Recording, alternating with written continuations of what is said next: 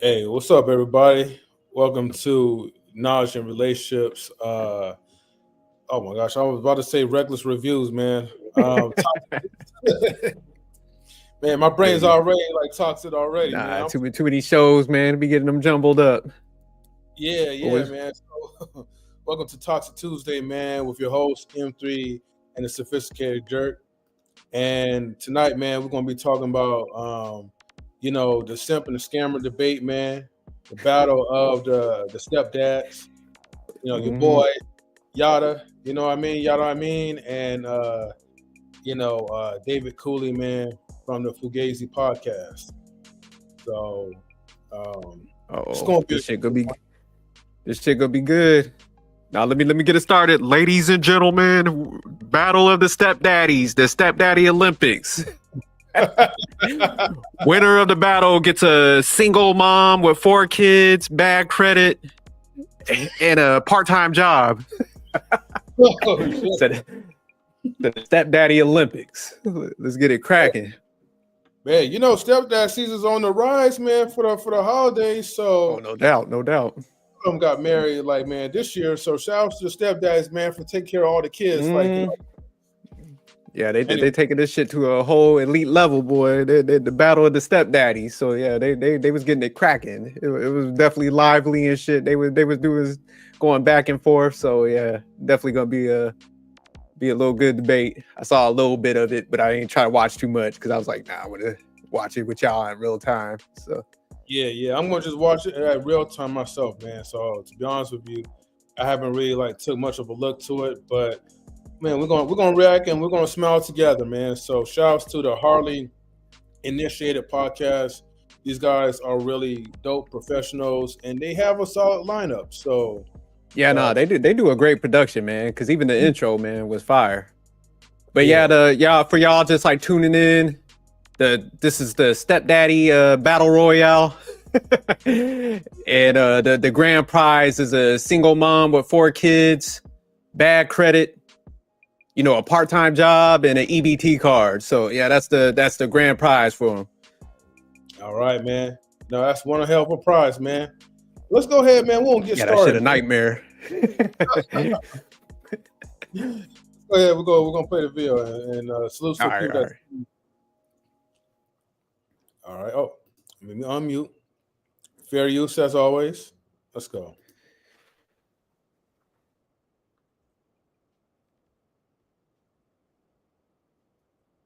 Yeah, still mute. It says on mute. Yeah. Are you on mute on your side or?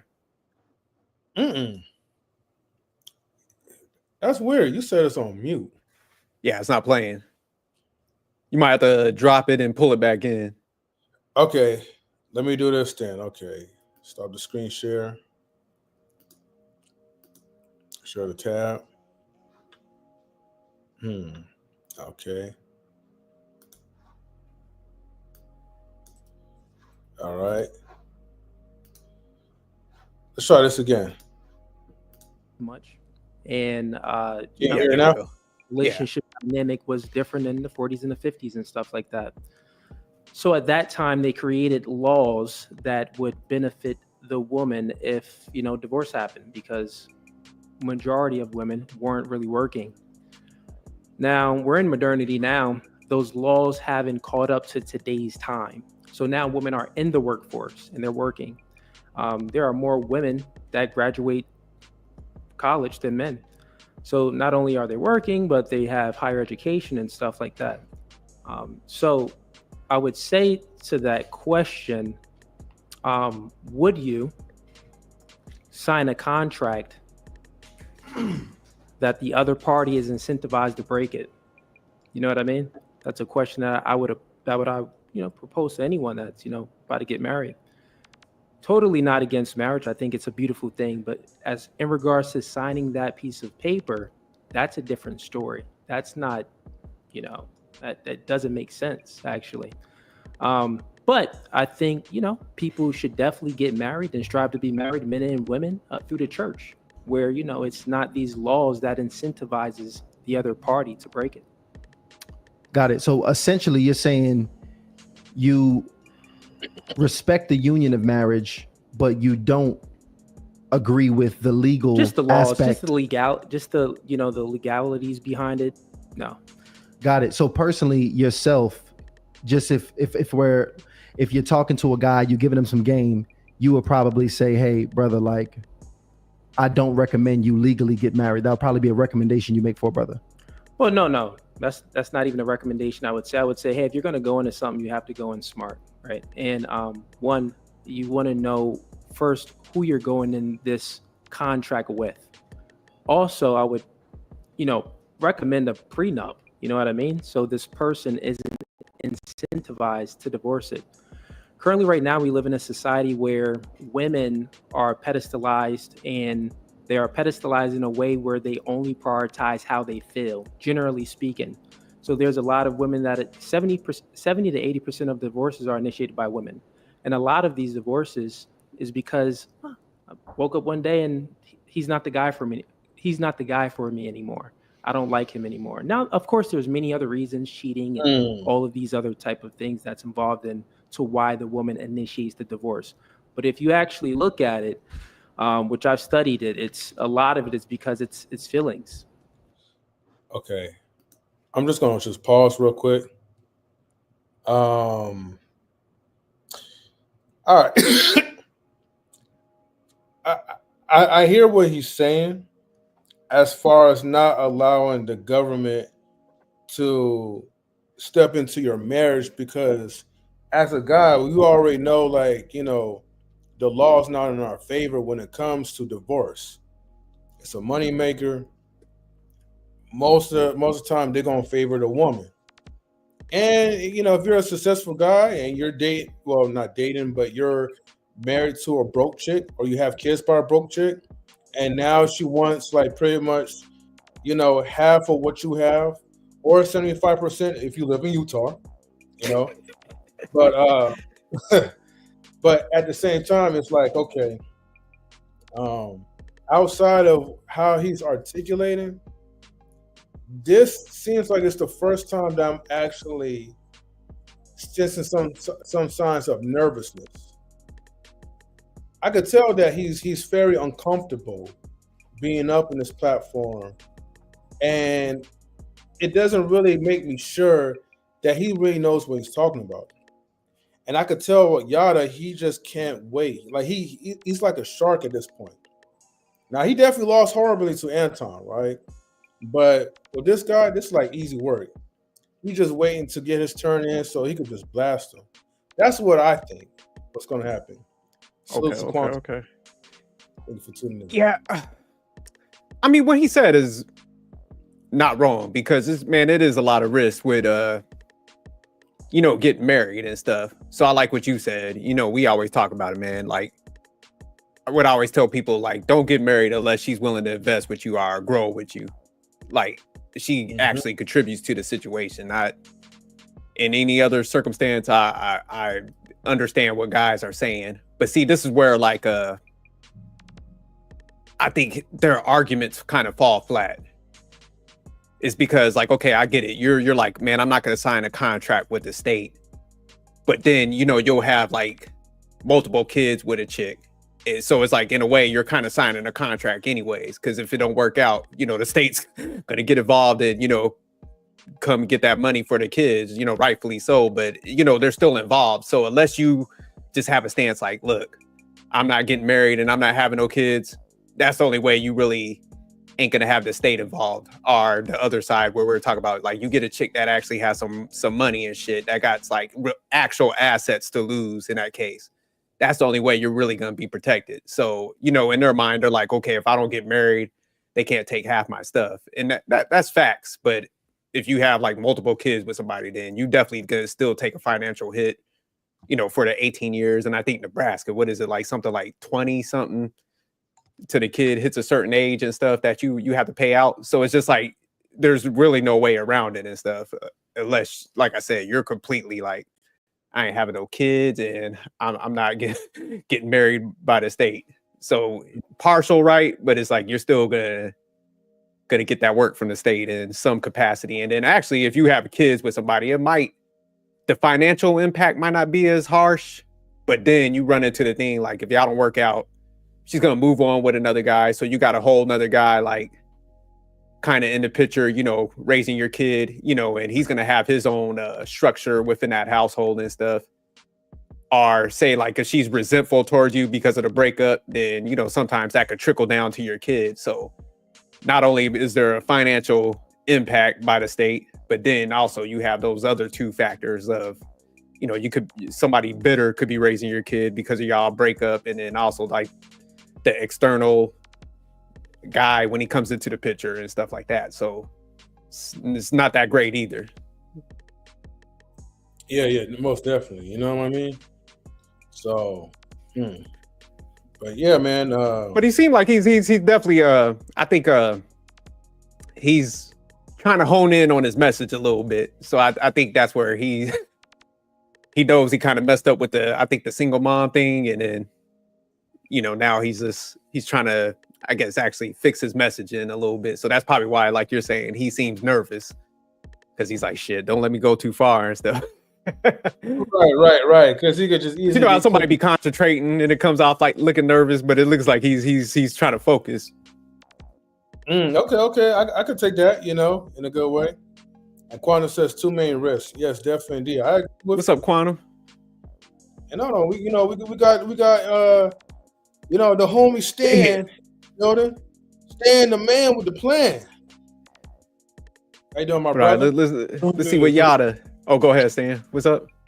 No, so I'm doing good. Okay, cool. Let's go ahead and, man, we're gonna continue this video.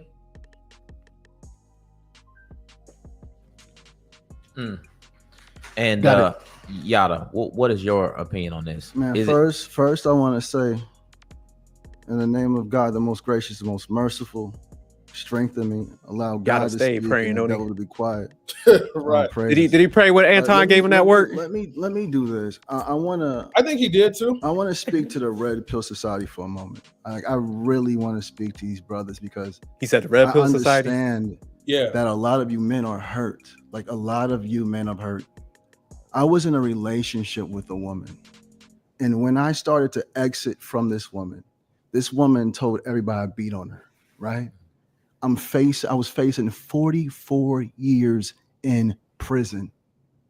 The internet ran with it. They ran with it. They didn't need no documents. All they need is she filed for these things, and that was the proof for them. Hey, hit pause. 44 years. They told me to plead to 15. Damn. 44 years. So he says she filed a charge that he put the DV stuff, and he almost got 44 years. Did I hear that correctly? Yeah, that's what he said. Damn. Okay. Shit. So he was like Danny Glover in Color Purple out here and shit. But it's not from his current wife. That was from his previous relationship, I believe. Because this is like before he was allegedly. Yeah, that's a lot of goddamn. Okay. 44 years. Shit. Yeah, like, you're gonna do that time, you might as well rob a bank, and you know what I mean? mean, or do something. I mean, don't literally do it. God damn it! You know what? I gotta put a disclaimer up there now, right? Yeah, but that's Yeah. Okay. So, look. All right. Please be advised that what we be talking about is not political, clinical, financial, medical, nor legal advice. Everything that we're saying is for information and entertainment purposes only. Okay? So basically, don't be stupid. All right? Also, please be advised that the opinions of our panelists, guests, chat, are not necessarily the viewpoints of knowledge relationships. Even when we react to this video and we're hearing some buffoonery, it is not our opinion. We're just reacting to their opinion. And for the people who are tuned in, lastly, to Instagram or other social media networks, thank you very much for tuning in to Twitch, Instagram. This is the link that will show you how to find knowledge and relationships on YouTube. Make sure you guys subscribe. Thank you. so this segment right here with Yada, they should call this when simping goes wrong. Story time with Yada when simping goes wrong. But all right, let's see what he talked about. 44 years.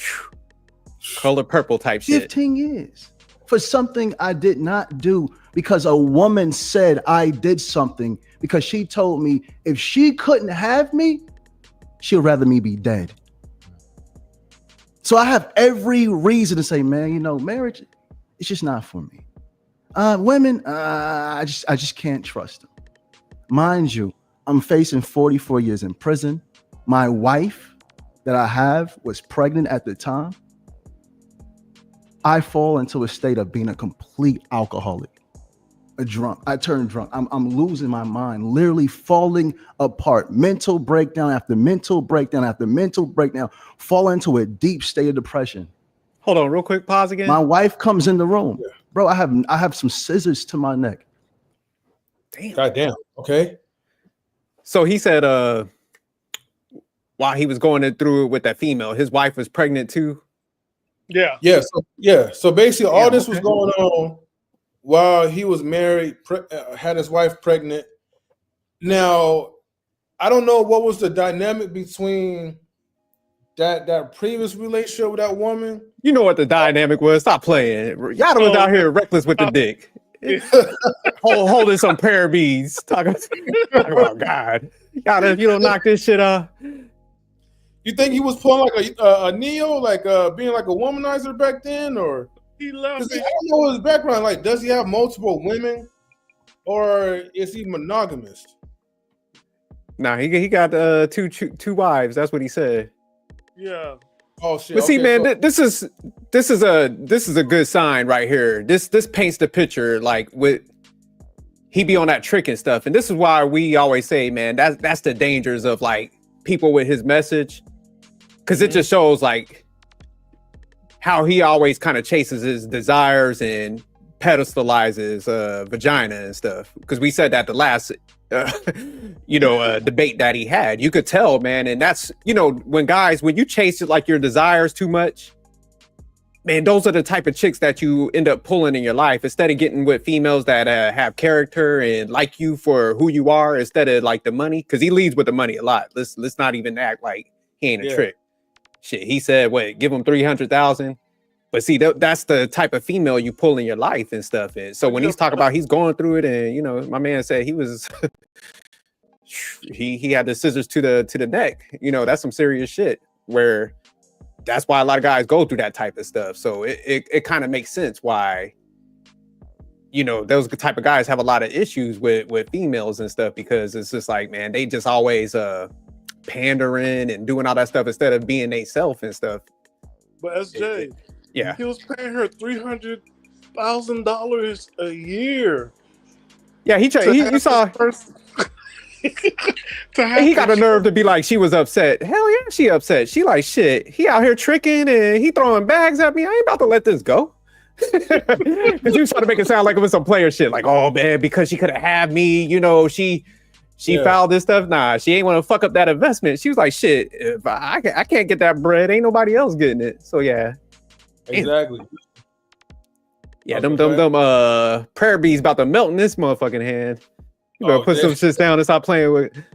It looked like he about to be on Inuyasha, a demon about to come out from Prayer Beads. But yeah, we'll carry on. I just wanted to point that out because I heard that timeline. I'm like, okay, so you already had a chick pregnant and you was, yeah, he slid right by that. He was like, he threw that out kind of fast. He's like, oh shit. Right. Yeah. I guess she didn't agree to having a second wife or a sister wife. It was that against that? Yeah, she didn't agree to having a sister wife. Like, she ain't signed up for that. She thought she was gonna be the only one. And that's what I'm saying, man. Look, man. Look, when you become greedy and you're selfish, you wind up losing on your blessing. Well, your yada blessing, okay? The blessing that you're supposed to receive from the Lord is basically sending a simp to trick on you. If you're getting $300,000 like a year, or maybe plus or even more, with medical and benefits and all that, let the man do whatever he want to do. Okay, he is paying you like you're basically his employee. All right, if you really think about this, all right, I'm not calling her a hoe, okay, but she should be more. How should I say this? I think she should be more grateful and more lenient towards his decision making, because if you want another woman and he's paying for it, he need to get his money's worth. Now, because like you want to be greedy, you cut off your blessings that was given to you, and now you're back in the streets being poor. And we already know you spent all that money. You know you didn't save. You know you didn't put in a retirement fund. You probably, matter of fact, do me a favor, invest that money into your OnlyFans, because that's what you're probably good for. But with him, man, the other bad piece, because he said like he was drinking like crazy, stressed out. So she had him drinking like he was like Franklin Satan, Snowfall. So man, that's what I'm saying. Like the totality of his decision making is terrible. That's what he's painting that picture. He probably should have left this shit about the. He trying to talk to the red pill community, but he probably should have left this story about this. Cooley need to capitalize on this. I'm like, what? You out here drunk and got the scissors out? Like you about to do some arts and crafts? Like this shit was bad. Yeah. But all right, we can go back to the video. Yeah, I just wanted to catch that. All right, for sure. Let's see. Quantum said he set his woman up for success. Now they gonna cash out, but I would say this is success. Oh yeah, definitely. Let's see what else you got to say, because now this is getting interesting. I'm like, it's over with. It's over with. Everything I'm cursing God. God, you ain't nothing. You're not real. You don't exist. Because why would you do this to me? Everything I've been through, this is how I'm going out. And I'm not afraid to be incarcerated. I'm a man wherever you place me. Wherever you place me, I'm standing how I know what you're about to say, man, because you already first line of hypocrisy, right? Within a few seconds, you already. I'm not gonna go there with the self-delete, the attempt of self-deletion, because I know that's a serious thing. But come on, my guy. But it's like, man, what are you, 5? Nigga, you a grown ass man. What you talking about, God? Like he's in charge of your badass decision making. like, man, you gonna fuck it up and now you gonna be upset. Like, yeah, this is bad, man. Yeah, man. Like, yeah, it started off pretty. Again, I think like, I don't think. Well, let's go ahead and play. Yeah, yeah. I had to push back on that. What was that? No accountability. It screams no accountability. That's what it screams. You blaming God. You got remarried. Now the woman from a previous relationship. Then you try and make it relatable to all of us that now you're trying to target the red pill community. I'm like, what's next? You gonna sell courses on manifestation to the red pill community? Because like, hey, this cat about to do zodiac signs and shit. Zodiac killer. Yeah. Man. You need to do a sell course on how to make the money that he's making right now, instead of like how to be a trick, simp, and a sucker, like, once you have it. So we want those courses. I don't think we might find him next week or in a couple months on the Pocket Watchers. So Hey, real quick, I just want to respond to Quantum. She said he's telling his experience was wrong with a testimony. There's nothing wrong with a testimony, but see, the issue is with a lot of these guys that come on to the panels is they take a high almighty type approach. Like, I'm the end all be all for information. I know everything. And it's just like, you know, that's fine. We all got like history, but some history is a little worse than others. So it's like, if you had the mindset where, you know, you did kind of have these type of things that he's describing, it's like, there's nothing wrong with giving your story, but you might not need to be the person talking about like, hey, I need to be the source for information. There's people that got, I'll say, better outcomes that probably need to be given this advice, and that's for anybody. I'm not saying it's me. Hell, it could be somebody else. So, but yeah, it's just people like this that take that high mighty approach, and you know, when you start chipping away, pulling back the layers of the onion, you start seeing that they very flawed. So yeah, that's the issue. Oh, go ahead.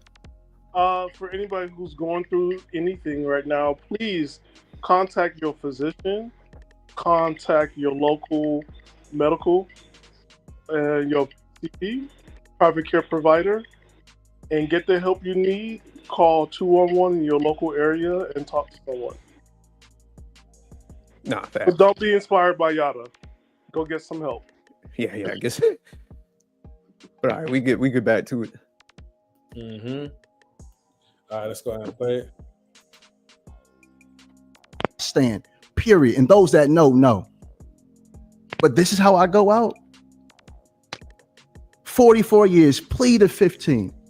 I turn into a complete alcoholic. My wife comes in. My wife, the beautiful one you see me posting all the time. She see me at my lowest. My lowest. Scissors to my neck. She comes in, what are you doing? I push her. She runs to the neighbors for help. To help me. Somebody help this man. Guess what my neighbors do? They clip it for 15 minutes of fame. Wow. And says he beat her. There's no documents. There's no police records. There's nothing. So I have every reason to dislike women, especially women that look like me, because these were black women. Wait, hold on for a second, right? I just want to make sure I understood this carefully, right? So the dude had the scissors to his neck. His wife walks in, tries to reason with him. He pushes her out the way. She calls help from his neighbor, from the neighbors. And so what he's saying that the neighbors came, instead of trying to help him, they filmed it and clipped it. Yeah, that's what it kind of sounded like. Can you play that part again? Yeah. Let me hold on, before I play it. Quantum says, I'm inspired by the growth and people who overcome their past, right? And says, wow, that was effed up. So she kind of heard that too, yeah.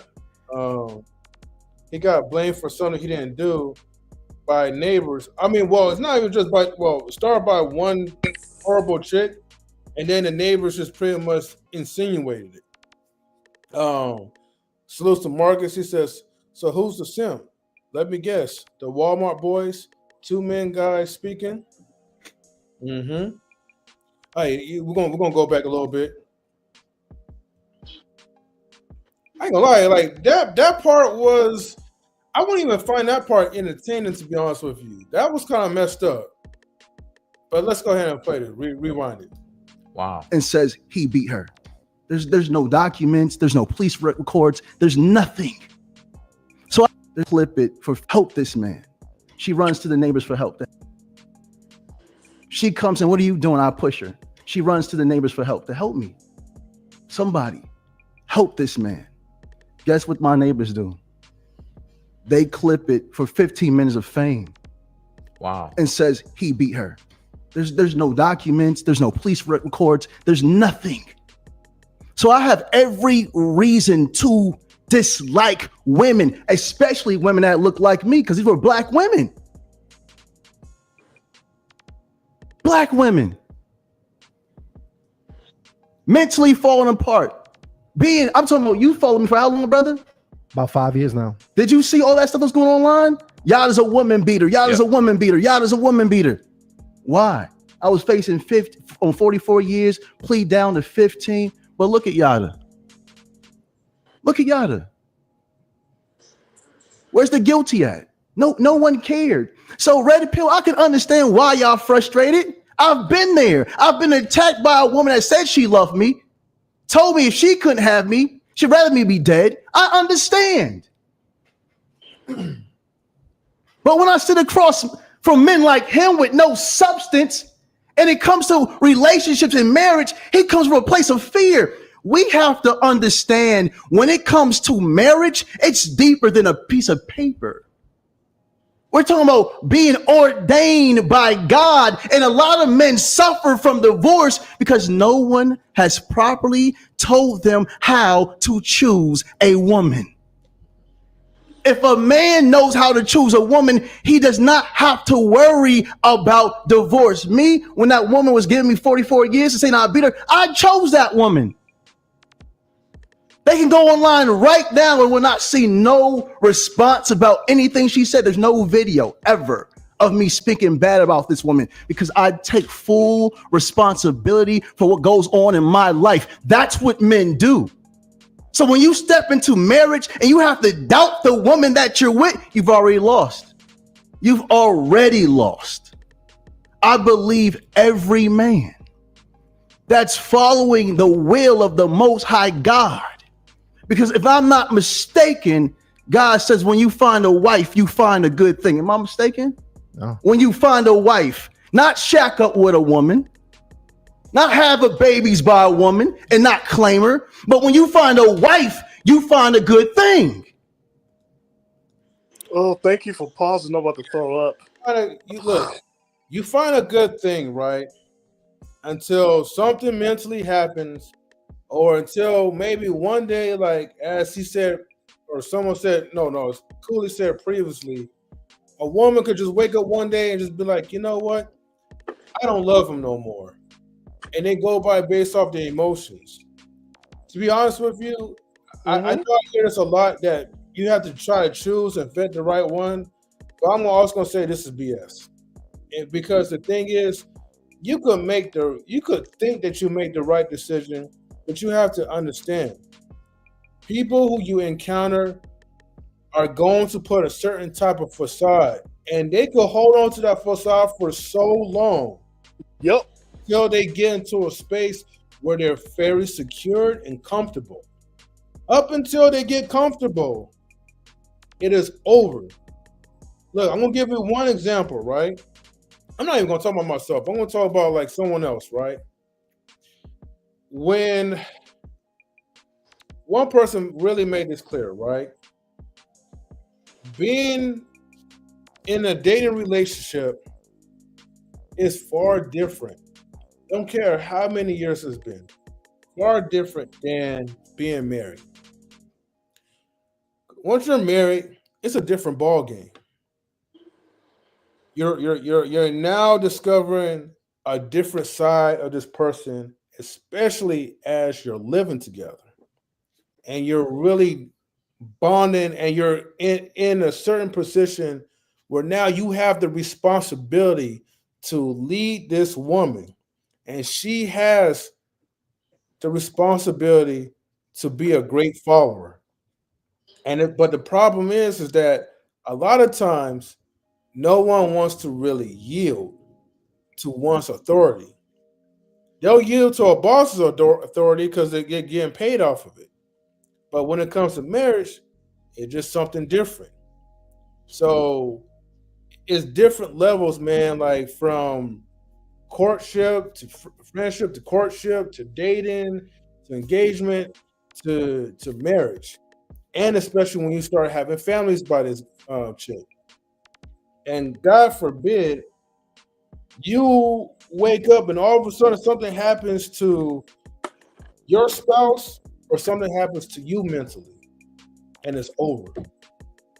Man, here's why Yada's full of shit. I'll go for it. Why he's full of shit, SJ?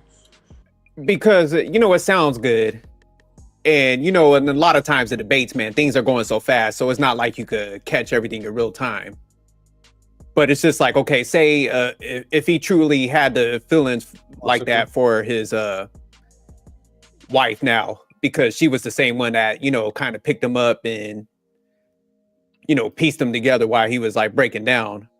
But it was just like, you know, you put her in a position of like embarrassment, you know, by even having to deal with that one lady that was like, you know, putting the charges on you and stuff like that.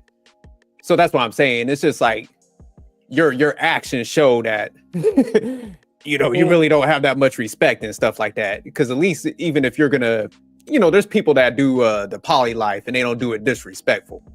You know what I'm saying? They're not out there embarrassing everybody.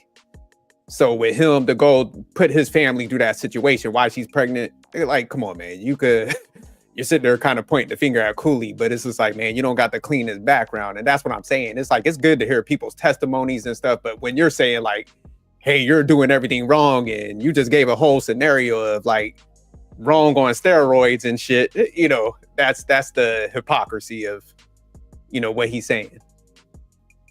For me, to bring in the Bible, I'm about to throw up. He who findeth a wife find a good thing. Let's be honest, when it comes to the Christian world, Christians get divorced like a motherfucker. And most churches are cuckold churches where people switch wives and lives and husbands. And it's crazy. So if you're going to come and think that somebody who's like professing a religious belief that they're not going to divorce you later on in life, you're going to get divorced and you're going to have a cruel wake-up call. The whole idea that Christianity will cover this up, and then people who are Christian that knows that Christians get divorced left and right, is crazy. Somebody told me oh, sorry, go ahead, Stan, finish you. I think it's like it's like for people to not get caught up in that religious fairy tale. It's like people are people and things happen. So that's my only concern. Like when he starts spewing off all this stuff, and this week he coming out with the prayer beads and he's fasting. I'm just like, man, when's Satan gonna come pick this man up? Well, because he's trying to paint the picture of fear. So it's like, man, I'm married. I got married young. Me and my wife built with each other. But to be honest, like, say if I was jumping in the dating market at my age now, I didn't build with somebody, I probably wouldn't do it. You know what I'm saying? Because it's not fear.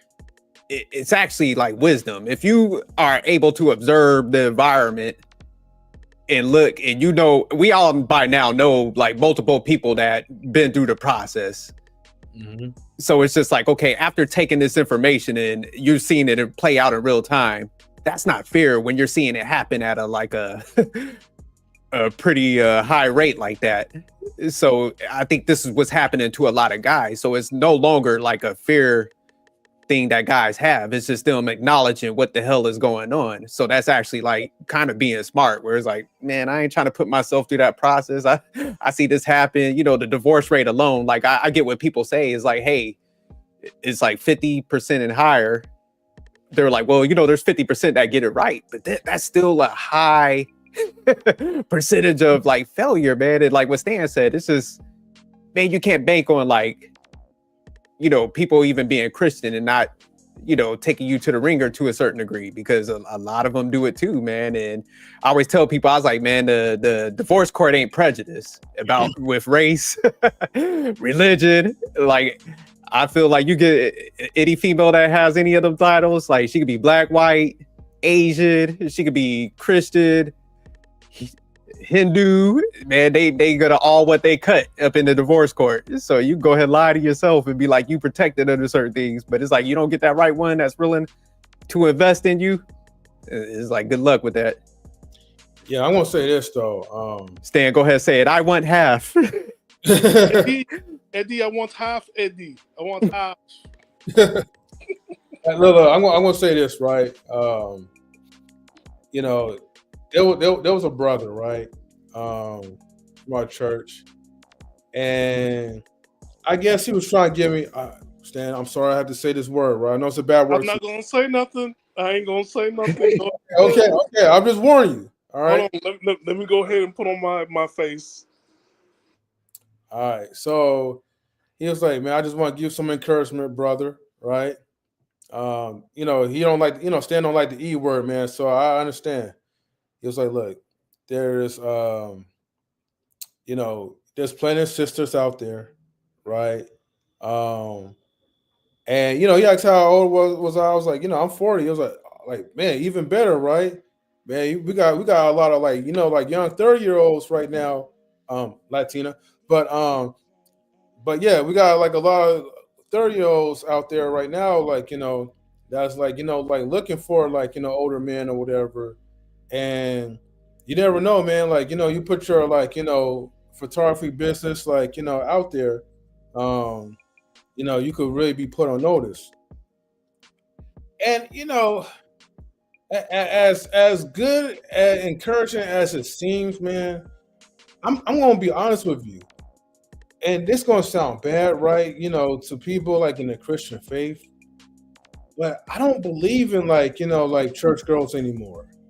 To be honest with you, like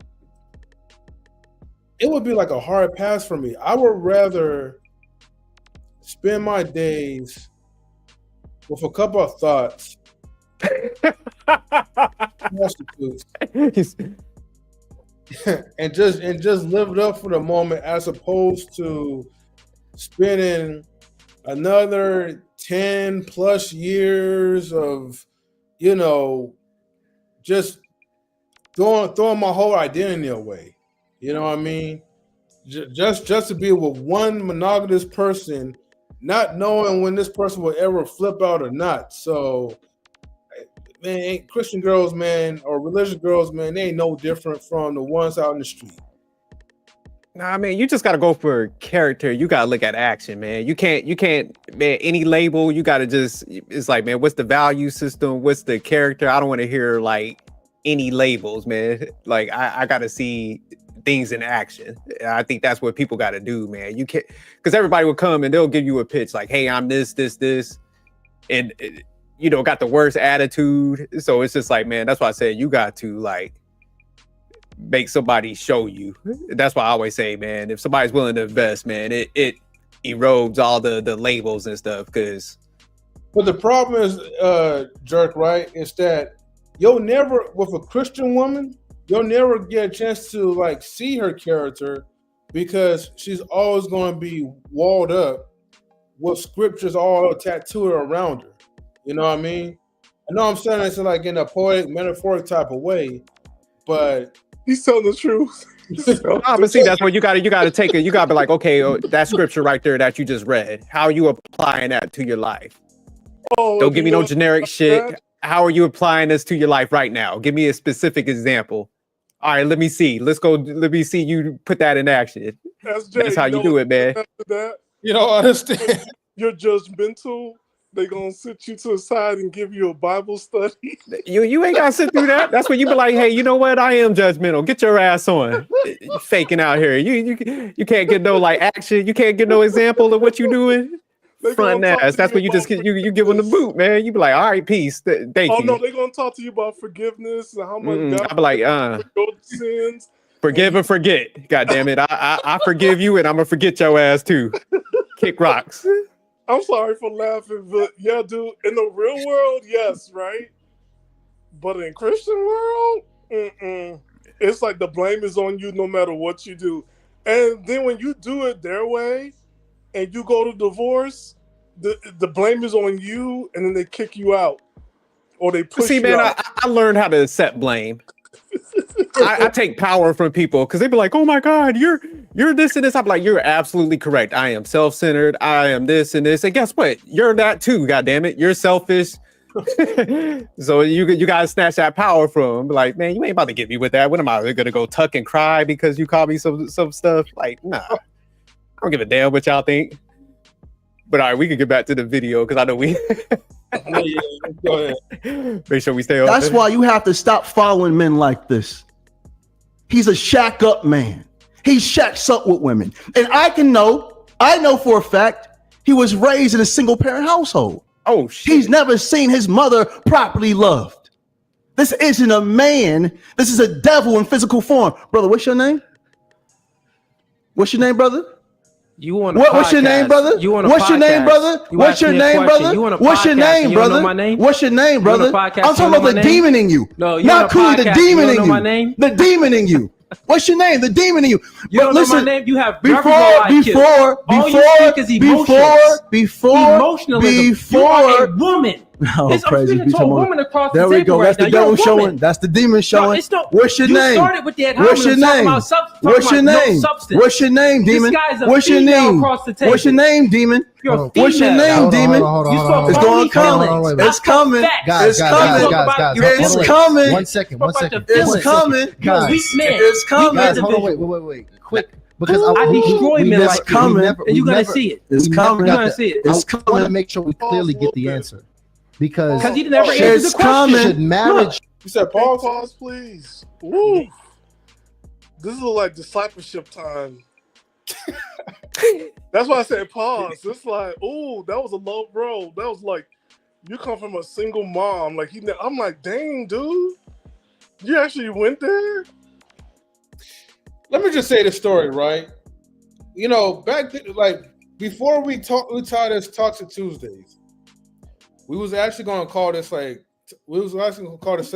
the midweek, right? Yes. Didn't really make sense of why Tuesday had to be a midweek, but that's those are the days that we was going to midweek service, right? Shout out to y'all being on a short bus. Right.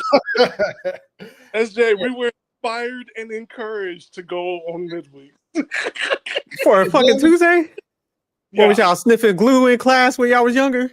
No. Oh, my bad. Don't let me ruin y'all story. You good. No. And then we changed it to like Carrie Spirits or change, but I'm glad we tied this Toxic Tuesdays because this fits alignment into this. So look, there was a big ass Samoan guy, right? And there was a time where me and I'm not going to say my brother's name on here, right? You know who he is, okay? But we was having a deep spiritual moment, and it was serious. But the guy was so fixated on our asses, right? He thought we was clowning around. So then he started talking shit to us, right? Like we was his goddamn children. You talk about you and Stan? My mouth. No, it wasn't Stan. Stan's more around yet. I wasn't around yet. Okay. Yeah. Maybe I don't know. I think you probably I don't know. I wasn't around yet because they didn't introduce me to everybody else yet. They waited 2 years. Oh yeah, you haven't met Black Magic. That's what it was, right? But anyways, I get you though. So you said Black Magic. Yeah, so y'all sound like some male strippers and shit. I was escorting for Jesus. I'm gonna put it that way. So you're not too far from it, SJ. A different guy for a different story, a different time, Jerk. Right? I'll tell you later on, right? But yeah, man. So the dude had me so heated, right? I was about to say something to this dude, right, and put this dude in his place. I don't care how big this dude was, right? But then my friend, like, by the time I was about to open my mouth, he got up and he was about to scrap on this dude. So then everybody had to break up, just like how Yada and Fugazee, right, is like, you know, crying and all that stuff. That's how it was like at midweek service. So I was like, hold on, man, I still felt disrespected. So I was like, hold on, man, don't forget about me. I picked up a chair and started throwing at him, right? I was like, hey, man, like, just to let y'all know, they got spooked out of us. So just let you know, I don't play that bullshit, right? So ain't nobody gonna be disrespecting me up in here. Then after that, when everything was all calmed down or whatever, right? I went back, I sat next to the dude, I was like, hey, you know, you wanna finish this? Like, we could talk about it. What's up? But a guy named Martin, I'm gonna say his name on that part, right? Begged me not to go there, you know. So don't worry, I'm not saying his last name or whatever, right? But I was like, all right, fine, you know. And I went on about my business. Now, of course, like everybody apologized afterwards or whatever, but that kind of took me to like the midweek mindset because I'm like, damn, man, that's how midweeks used to be. Yeah, it's like they will throw in your darkest secrets, right? And it's something that you already asked God to forgive, and it's not everybody's business. But then they'll put it out there in front of everyone in church. And of course, you disrespect it. You're going to handle it. So the cover up will be, I'm not talking to you. I'm talking to that demon inside of you. That demon. I'm like, that right, that's what triggered me. So I'm like, no, you need to own it. How are you going to put this on a demon? Like, bruh, you went below the belt. And you went ahead and you went after his mom. Like, but I mean, no accountability. But yeah, if I was cool, man, I wouldn't even get mad, man. If I was Cooley in that case, I would have just let that slid off. I mean, like, what's my name? Is it throwing the table or moving the table or throwing the laptop or chair is not anger sometimes. It's just let you know that I'm trying to hit that demon that talks to me that way. Because I get what y'all saying, but it's like, say, like if I was Cooley in this case and he threw that shot about you grew up in a single mom house. I'm like, hey, I wasn't the one that needed my chick to like get me together when I was like drinking Ripple. You know what I'm saying? Single mom or not, I was never that broken before. So yeah, I mean, sometimes you don't got to do too much. You just rebuttal. I mean, to be honest with you, bro, like the best way the Christians, man, took him out, I guess, right? No, that's scary because, like, I hear you, Dr. Quantum. I think a lot of times it's not even maturity. It's like sometimes, you know what? You didn't try Jesus, you try me. And the mature way to show you I can match your immaturity and get you below that too. So that's some of the facts right there. Hey, it's okay. I'm going to read the stuff. I'm going to read Dr. Quantum says, oh, Wally says, what's good? It's triggered your demon too, huh? Oh. Dr. Quantum, exactly. Don't get mad. Dr. Quantum, maturity. You didn't try Jesus. You tried me. You ain't getting no maturity. Wally, wait, they out here targeting? Yes, they are. Dr. Quantum is demonic activities, meaning the NG spirit in you is not under your control. No problem. I'll set that chair to get phone across the table. Uncle Fatty was good. A wise person knows how to trigger other people's spirit. That's true. Dr. Quantum trolling today, ain't she? She said that's called a demonstration. But all right, M3, you gonna put the video back on? Emotions. It's coming. And Yada, just so I can be clear here, should marriage be the ultimate goal for men? Men should strive to marry the woman that they're with. If they don't see that, they should not be with her, period. Now, Cool, I do want to give you the opportunity to respond to this. How much of a man's reluctance, or just men in general, their reluctance to get married is based on fear or hurt from past relationships? I mean, it depends on a man. That's an anecdotal question. But I mean, a few things that he said there, he's talking about the red pill community. I mean, if you look into that, you're speaking about the red pill community and pointing at me. No one said that I'm in that community. So you have this mindset where you hear certain content and then you just put everyone in a box. That's not how it goes. The thing is this, my brother. The red pill, that concept is just based off of truth. When they asked me the question, I spoke truth. I did not speak how I feel. You're a woman and you're going to get this work now. You are a female. I'm looking at across this table in your eyes. You spoke nothing but feelings. You spoke about, your situation and that you're a victim and that, and you still married the woman. Great for you, my friend. Great for you. They asked me a question and I answered it. I never said I was against marriage or anything like that. I answered it properly and said, I'm against the marriage in modernity times. Pre-modernity, it was great because women wasn't really working. They were that incentivization for a woman, it was needed. Currently, right now, there's no need for it. There's no need for marriage. You can't even dispute there's no my point. There's no that is need for marriage. What'd you say? I said currently, right now, there is no need for the incentivization for women to be incentivized to leave the marriage. They are incentivized to leave the marriage. Would you sign? And now I'm gonna pose a question to you. Would you sign a contract? You seem like a businessman. You're wearing a suit. Would you sign a contract that the other party is incentivized to break it? Brother, answer it, yes or no. Brother, don't give me your feelings. Like you said, I am a businessman, a great businessman. And I understand that family is the first business. I'm speaking, brother. You're shaking your head already. You ain't answer the question. You're talking about feminine traits. Shaking your head already. You're shaking your head already. Females bro, avoid questions. I'm speaking, brother. I'm speaking. Yes or no? You're showing feminine traits again. I listened to you. I did not cut you off. Not once. Not once. Control the panties, please. Control the panties. Hey, bro, come on. Control the panties. Little Ninja Turtle over here talking about control the panties. I'm about to get Master Splinter in here to correct you, brother. Chill out, man. You sound silly. Go ahead, Yada. Brother, again, family is the first business. If I'm stepping into a business to make money and I don't think the business partner I'm with is beneficial to me, I will not do business with that person. Do you understand? That's a good point, though. Oh, the demon showing you again. You didn't the answer demon. the question. I just told you. You didn't. So what you think? I mean, he does got a solid point, because it's just like, hey man, if you comparing it to a business, then why are you getting in a business deal with somebody,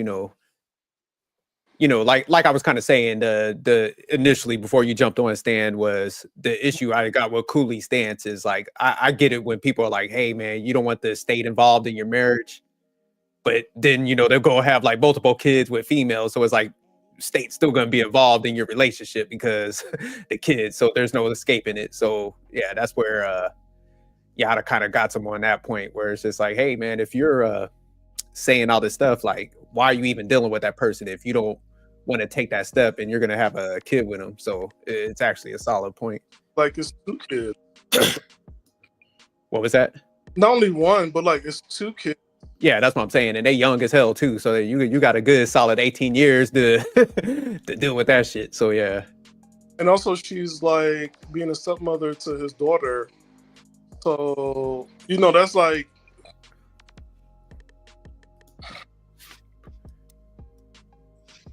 The question I have is this: if we ever look at marriage as a business, and we sign contracts as a business, and we can add clauses to it, like redo it every 2 years to see if it's worth keeping on, call it marriages anymore, and call it something else. Yeah. And I think you were getting to something. It's just like, also, because I didn't think about it till you said it. It's just like, if you don't really have, you got to be careful who you bring around your kids anyway. So, I mean, yeah, if you're about to spit out kids and bring them around your own kids, then yeah, you kind of cutting your own argument, because it's like, who you pulling into your life then at that point? Yeah, big time, Because also Yada said he was in this new relationship, the current relationship with it, so they have something similar, but how they're attacking each other with the panties and the Ninja Turtle comments. I don't think they're gonna find anything relatable between the two moving forward. Well, they both they do towards the end when they start talking about being stepdaddies and shit. So they had a heart-to-heart moment, because he was like, hey, you're a stepdaddy, aren't you? He's like, yeah. What about you? Yeah, me too. And the niggas high-fived and shit. They were like, whoa, word. Them niggas did like a fist pump and shit. So yeah, they had a moment towards the end. So stepdaddy season. But all right, we can get back to the video. Goddamn. Shout out to stepdaddy season, man. Mm-hmm. And answer the family question. Is the first family is business. So you if I have to question, marriage is a contract, brother. Yeah, but marriage is a contract. They are incentivized. Marriage is a contract. She's incentivized marriage, to leave you. Marriage is a contract, brother. If my woman left me, she deserves more than half, brother. That's great, my but she's woman. Still incentivized. Again, If I'm stepping into a relation based off fear, I have no business being in a relationship. Feminine traits. Control yourself, brother. Not feminine traits. Control yourself, brother. So you mean to tell me what is marriage? Marriage is from the biblical perspective, right? So that means that let's just take it back. Let's just take it back even further than pre-modernity, right? So at the end of the day, marriage is a covenant between the man, the woman, and God. There weren't any contracts that was made to incentivize women to leave the man during when marriage first came about. There wasn't anything like this. So I'm not against marriage. I think you still don't understand my point. And I'm not saying not to get into marriage because of fear. I'm just stating what's true. You're using feelings again. So what is true? Would you sign a contract that someone is incentivized? You just said you're not talking about fear, but you keep on saying, "Oh, she can take half and she can leave you, brother." No. Hold on, brother. That isn't fear. It's a fact. Hold on, brother. Hold on. No, you're giving your opinion, brother. No. Stop. Please refute Are you married? my point. Are you married? Please refute. Are you married? I'm not married. No. Okay, so how can you speak on this, brother? You're not qualified to even open your mouth right now. You're not qualified to open your mouth right now. You're not married. Okay, so marriage is a relationship. So marriage is under the umbrella of a relationship. Therefore, since someone doesn't have a title, that doesn't even make no sense. That's a logical fallacy. That's the appeal to authority fallacy, which means that you could say that, well, bro, you don't have a certificate, so you can't speak on this. What? What are you speaking about? So mean to tell me, let's test your logic real quick. If someone is a mechanic and they have 15 years of experience, but they never got their certificate, 15 years of experience. Yeah. The other person, they have 1 year of experience, but they got their certificate. Who do you think is better at fixing your car? If I have, who do you think is better at fixing your car? Answer the question. What I'm telling you, you're not making sense. You're not making sense again. You committed a logical fallacy. Your feminine traits are showing again. Bro, let's keep the. You're gonna lose this debate, bro, because you're speaking from bills. You already lost. So Cooley. Those goddamn analogies be making me want to throw up, man. No, it's actually because. Like Yada didn't want to answer it because the reality is the guy with the 15 years without no damn certificate. It's like I'm gonna have that guy working on my car, so he's trying to tie it into it. You know, like, hey, if somebody's just they don't have the marriage title, but they've been with each other for 15 years, can they give you relationship advice? And it's like, yes, they can. You know. But Yada's like, he's one of those people like, oh, you're not married and you can't give no input on nothing. Like, you guys never seen like anybody else be married or something like that. You can't have observation. Maybe you can't get like all the details that intertwine, maybe like, but it's like you still could give good sound advice. You know what I'm saying? So he's under that impression, I guess, trying to say like, no, you can't give no good advice if you're not married, which is.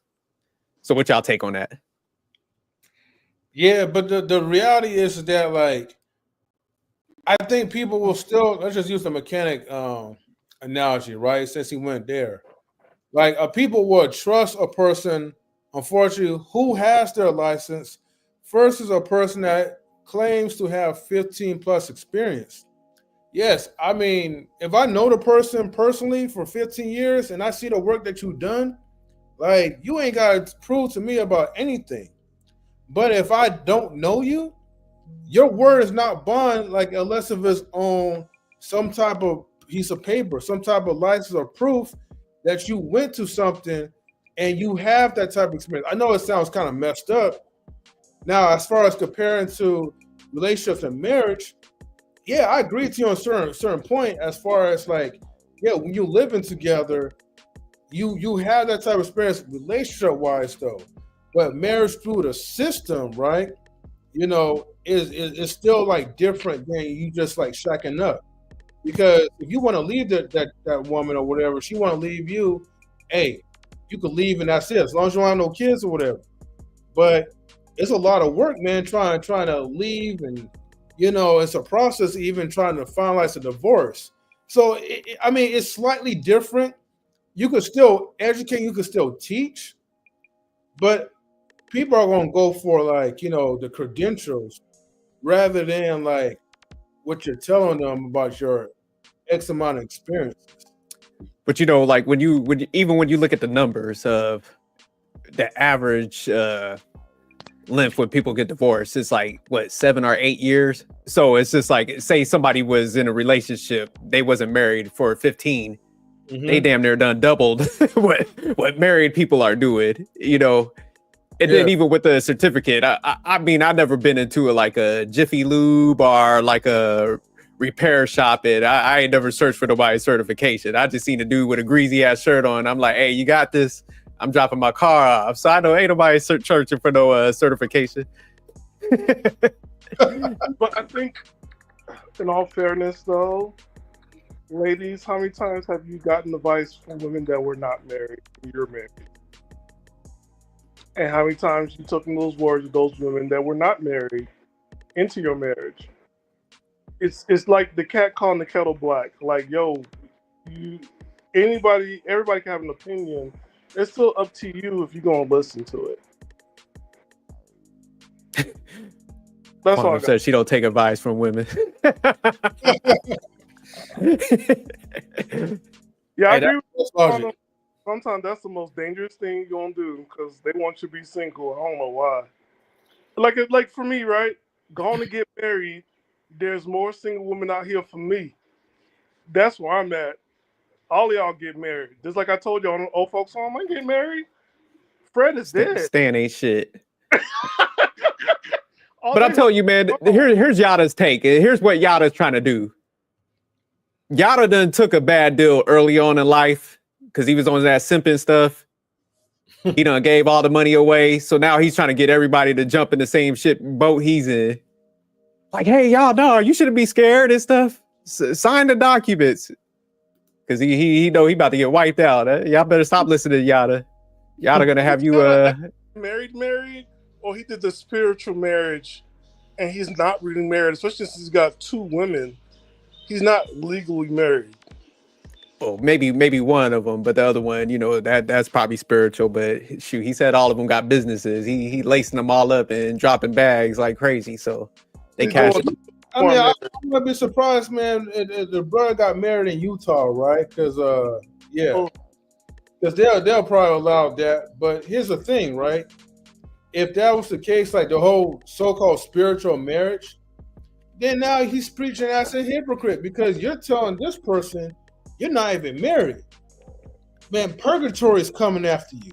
Damnation. Send your black ass to hell, like with your Omarion cornrows, right? You need to be married through the governmental system. So, yeah, if he's not allowed to marry multiple women wherever he's at, and you're saying that's a spiritual marriage, then pretty much, you know, he's doing what David Cooley's doing, you know, halfway, you know what I mean? Well, at least with one of the chicks.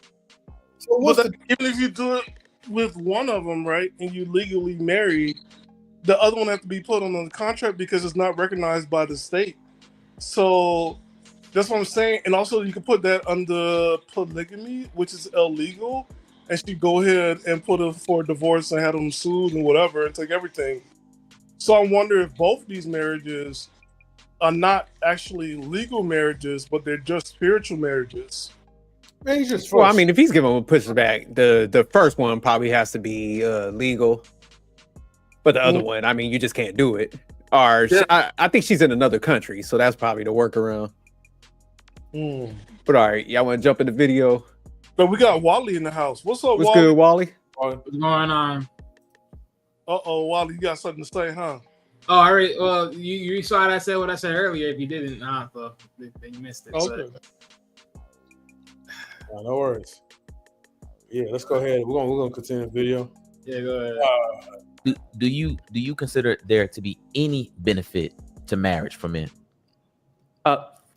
Well, let me ask the question this way. I'll bring the question and pose it to him. No, you don't have to ask me no questions, brother. I'll pose the question to the entire audience in the conversation. What benefit does a marriage? I mean, there's a few benefits that marriages get, that men get in marriage, and that's okay, tax benefits and multiple other benefits. But as far as signing the paper, because we got to differentiate the two. marriage, being married in a covenant under a church, under religion or God and stuff like that, yeah, it's spiritual. It's many benefits as far as spiritual benefits, of course.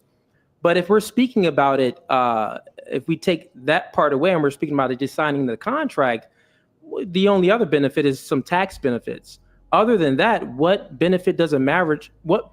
So let me just finish real quick. My point. Got it. The question that I'm posing is, what benefit does a man get in a marriage that he already doesn't get in a relationship? Okay, bro. Now listen to me, brother. You said the spiritual. You said the spirit. You said that. I'm not gonna answer the way you want me to, but I'm gonna answer it. Okay, Thank you so much. Got it. You say the spiritual aspect. Take that away. You can't take it away. When you're doing business at a high level, clearly this is not a business, man. He's a TikToker. I get it. But when you're doing business at a high level, the first thing the person asks you is, "Are you married? Come to dinner. Bring your wife." That validates how consistent a man can be, how trustworthy a man can be. No real man is going to shack up with a woman and not make sure she's properly taken care of if he passes away. So if Cooley built a lot of wealth and he's with a woman and he dies, guess what's going to happen? Guess who's going to get the wealth? Not the woman that he's been shacking up with. Oh, that's a lie. You can do all of that without signing a piece of paper. You can put someone on your will. You can make a woman a beneficiary. Listen, let me answer the question. So what I'm telling you is what you just said is a lie. So you just said that. Well, what's the wife gonna benefit from this marriage if he happens to die? Well, he could still put her on the will. He can still make her a beneficiary. He can do all of these things without actually signing that paper. Also, right, if he is in a relationship with a woman, he can still protect and provide for that woman. If he loves that woman, he can still take a bullet for that woman. And this is what I mean right here when I said this is not a businessman. Because if you write a will can be contested. Do you know what that means? Contested. You're not a man. You're not making no real money, so you don't understand. Listen to me for one moment. No, brother. I heard you say on a podcast you make over 6 figures a year. I make over 6 figures a month. We're 2 different types of men. That's totally fine. You're still a Ninja Turtle. Next question. Y'all said I got bread. Then you better press your mouth. What's that? No, I said Yada was like, look, I'm getting that bread. You better shut up. Pay homage. He said I made that in a month, Luke. He said he's still a Ninja Turtle. I'm like, oh Lord. So what y'all take on everything so far? All right, well, this segment. Well, actually, I'll let Wally go first. Did you really have to answer him, Marcus? Did you really have to answer him?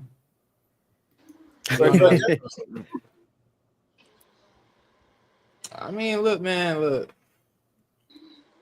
I don't really care for none of this shit. It's just 2 clowns who might want to battle each other in a way. But I mean, look, for the sake of conversations, I mean, Yaga has a point, but at the same time, I say Cooley has a point too. I mean, it all really depends on what the state say at the end of the damn day. But I think honestly, if you're a beneficiary, regardless of what state you're in, I think that's clear as bright as day. You just get the resources. So on this, go ahead. My bad. I thought you was. Well, yeah, because I was just gonna say, at bright as day, that's how the game goes. But I mean, on the same hints of what Yaga's saying, is just like, hey, look, pick and choose how you want to swerve it. It's just like what sounds like what's more sound easily, right? I guess because I mean, Cooley made a bunch of different points of how many ways they can go. I mean, yes, wills can definitely be contested overall because, of course, wills are always finicky. But I think the problem is with wills is, well, who's really going to be the one to contest it? I mean, I guess if you're saying the government, but then it's like, I mean, really, who, like the government? For what reasons do they have to really contest that? No, I think the kids could come and contest it. But see, that's my whole point. But that's what I'm saying. If the kids are with mothers, what's the point of contesting? It's like there is no point unless you're talking about like you got more than multiple, and then you got multiple kids. Then yeah, then that's a problem. Then you change that up. The will is just bullcrap. But I'm saying like, okay, that's just one form. But yeah, but wills are pretty much the weakest formality of it all, anyways. Because at the end of the damn thing, wills are never strong like that. Now, yeah, they could definitely be contested. Yeah. So as far as others, they're definitely more stronger avenues for sure. But I mean, in most cases, this is like, it's a pick for choose how you want to design it, of how you do, like how you handle your business, how you choose to handle your course of action.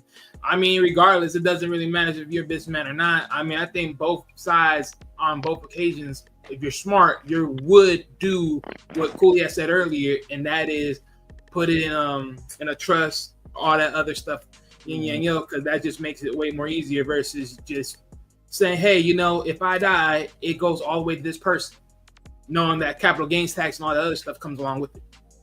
So, but see, this is where I think guys gotta like sit down and think this shit out. And this is why I always get a lot of pushback. But then it's funny because people would sit down, they'll like think about it, they'll come back, they'll be like, man, I ain't never think about it like that until you said it. It's like, why the fuck would you take a bullet for somebody, but you don't want to give up half your cash? Like, so me personally, I would rather give up half my money than take a bullet for somebody or die from them. So when guys make that argument, they're like, "I'll die for my chick."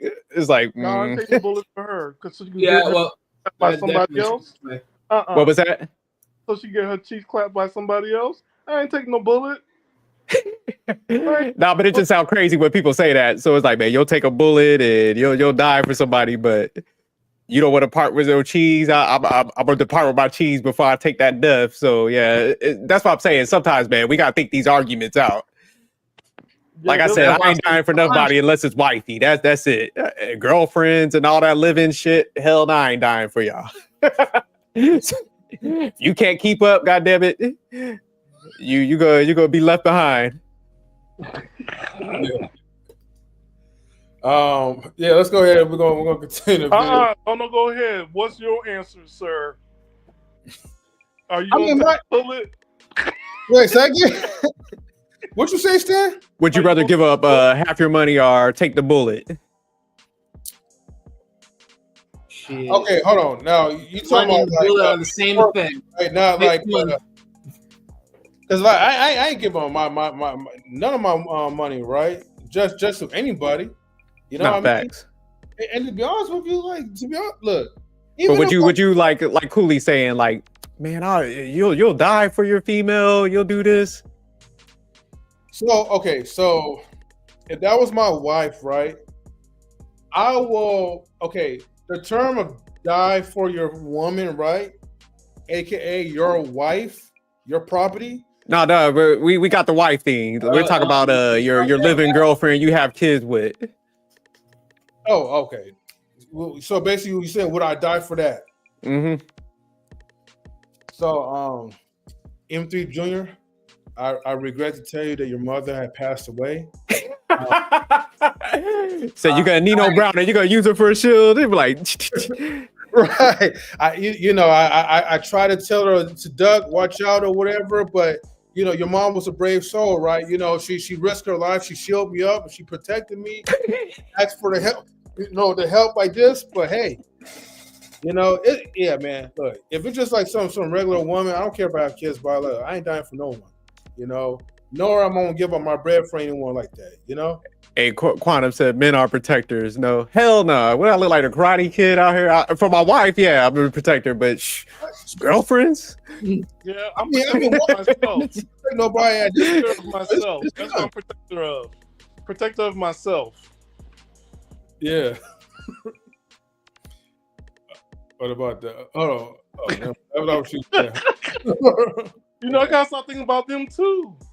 But yeah, that was the only part I wanted to hit because I'm like, man, yeah, we make a bad argument when like Yada's kind of honing in on it. He ain't get there, but he's like, you're scared of this one element, well, rightfully so. Like, man, don't nobody want to give up their money, but then we kind of say some dumb shit where we're like, but I'll take a bullet for her and I'll die for her. Like, I mean, there ain't nothing you had that you ain't sacrificing at the end of the day. Yeah, it's the truth. You take a bullet for her, you sacrifice some cheeks because now you in heaven and her's getting clapped by some niggas that you don't like. Hold on. Stand. She's gonna burn a candle on your birthday. That's about it. That day that you passed on. But other than that, she moving the hell on. You take that bullet, you ain't gonna never have cheeks no more. shit. That's like how like your company will like just like replace you like instantly. That's how your girlfriends will replace you with white zaddy. Okay, going over the train, homeboy down the streets, the Pookies. Somebody gotta catch that. Hey, Mark, you gotta retract that statement. God damn it! I have no problem with women. I'll leave them. You'll be okay. But y'all want to get back to the video. Let's go ahead before we. I asked him. The crazy thing is, before we started, look at I the said, demon "Listen, showing bro, his face. do you want to make ad hominem attacks? Come on, look at me when you're speaking, brother. Look at me. So check it out. Let's try to keep it. Let's try to stay progressive here, fellas, because I want to make sure we can actually move through this, because this is actually a really important conversation. Because Cooley's not the only guy I've heard say that. Right. There's a lot of men that actually believe this, because we've seen things go left for men on many occasions, and there is just a lot of discomfort and concern building around the union of marriage. So I'm curious about this because, I got a little sister myself. Many of us, just how life is going to go, we're going to end up raising daughters ourselves. It's just kind of what it is. Yeah. I know sometimes we can get caught up in protecting ourselves as men, which we have to. I mean, we have to think about what practically makes sense for us. But let's think about it like this. I want to twist this. If we were giving some game to our little sisters or a woman that we care about, is it a good idea, or do you think, Cooley, a woman can still be secure, protected, and I guess comforted in a marriage without the legal document and paperwork? Is that a good deal for the woman as well? Yeah, she could be married in the church under, the Spirit of God. That's totally fine. Why would you? The thing is, like, this whole thing, as far as the legal situation, this is still new. You know what I mean? And the legal situation, it doesn't add up. It doesn't make sense. It only benefits the woman. It doesn't benefit the man at all. And the man, the only reason why, like, did you listen, or didn't he ask about his sister though in the beginning? Yeah. So, okay. Ask about his, like, you talking about their sisters personally? Well, he was I guess he was asking him, like, what advice would you give your own sister? Yeah. And daughters, if you have daughters, right? Okay. Sisters, basically, like, what advice will you give to the women that you really care for in your life? Yeah. Don't say they ain't gonna listen, they want to go and find out. It doesn't matter what advice you give a woman, she wants to go and find out. Yeah, but they're asking him what he's gonna give. Let me see what he says. Yeah, sure. Pre-modernity, women weren't really working. They weren't in the workforce. So the reason why they made the marriage laws this way, where women get alimony and things like that, is to incentivize them, because they're not working, right? But prior to even that, there wasn't any incentivization for women to get. Now we're in modernity. Women are in the workforce. So therefore, why are they still being incentivized to leave the man? That doesn't add up. That's the only part that I'm against, is the legal part. Marriage itself is a blessing. It's a great thing. What about the selection process? About choosing the right woman? How much do you think that factors into it? So he just sidestepped that whole sister shit. That factors into everything. He was like, I ain't answering that. A man choosing the right woman is everything. A man needs to have discernment. A man, he needs to really, really make sure he's choosing a woman that's worthy of taking a bullet for. Like, this is the thing. Women want a man to protect and provide for them and to take a bullet for. Right? That's what they want. They want a leader. So the man should find a woman that's worth taking a bullet for, a very submissive woman, a feminine woman, a woman that's going to cheerlead him on, a woman that's going to be by his side. Yeah. A leader does not need anyone to cheerlead them on. They just lead. And this is what I'm saying, brother.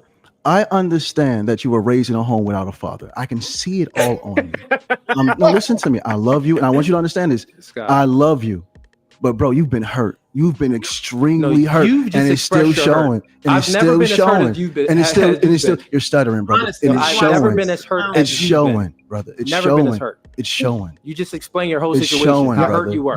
It's showing. Quick question. So I'm sorry for you. Is I never had no chick play me like that. What do you see? The reality of it is, going back to it, it is a lot of men that that have fear around marriage. What does that say? And this is what men need to do, brothers. If you have to question the woman that you're with, you need to go back into healing. We are responsible for the women that we bring into our lives. And as the brother said, men are leaders, and we lead in the good and the bad. And real leaders take full accountability for everything that goes on in their life. So if you chose the wrong woman, it's your fault. And then ask yourself why you chose that wrong woman, and self-reflect on which you need to be. All praises. There you have it. I want to make we're about to close this one out in a few. Quick, I wanted to pause? give, obviously you just spoke. I want to give Cool.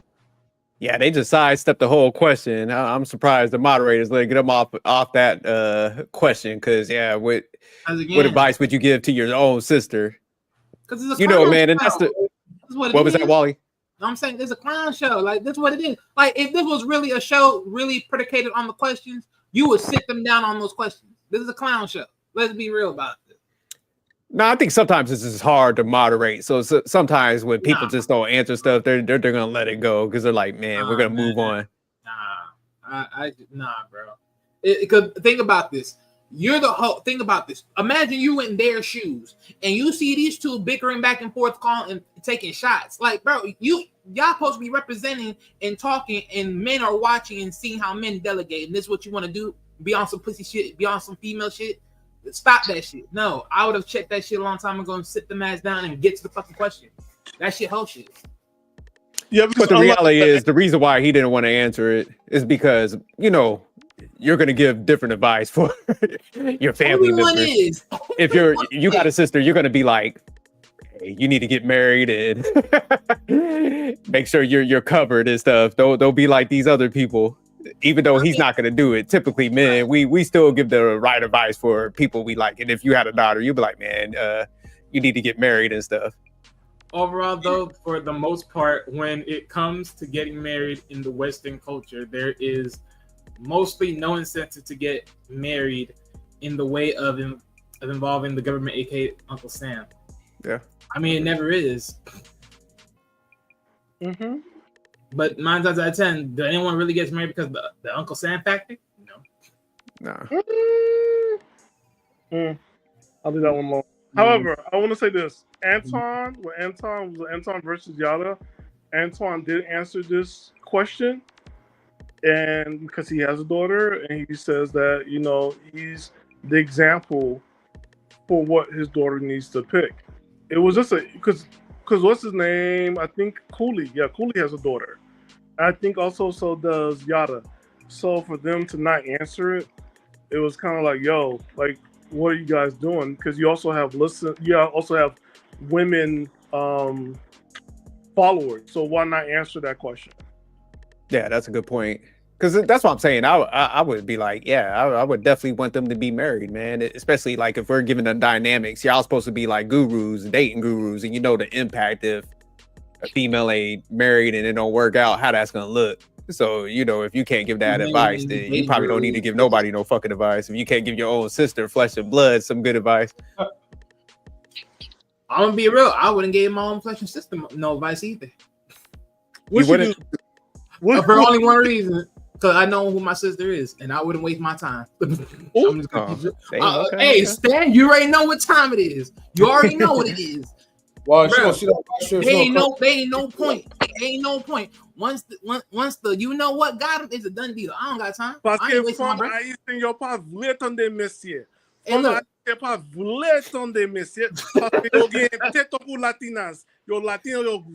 look. You want to get back to the Haitian women don't like listening to anybody. Haitian women got it head because they don't listen to nobody because they hard-headed like all the Latin women across the world. Yeah, but right, we get back to the video. I'm gonna let the guy go. Yeah. So Quantum, to answer like your question, right? The dude with the brown jacket, don't he look like a bird? And yeah, kind of. He look like a brown owl, Oh. No. So let me guess. Was it the turtleneck or what? Like, what is it? No. It's I can't zoom in, but it's the nose, man. All right, you could go to the 34, 54. I think that's the stepdaddy section. 34, 54. I'm wrong. Okay, 34.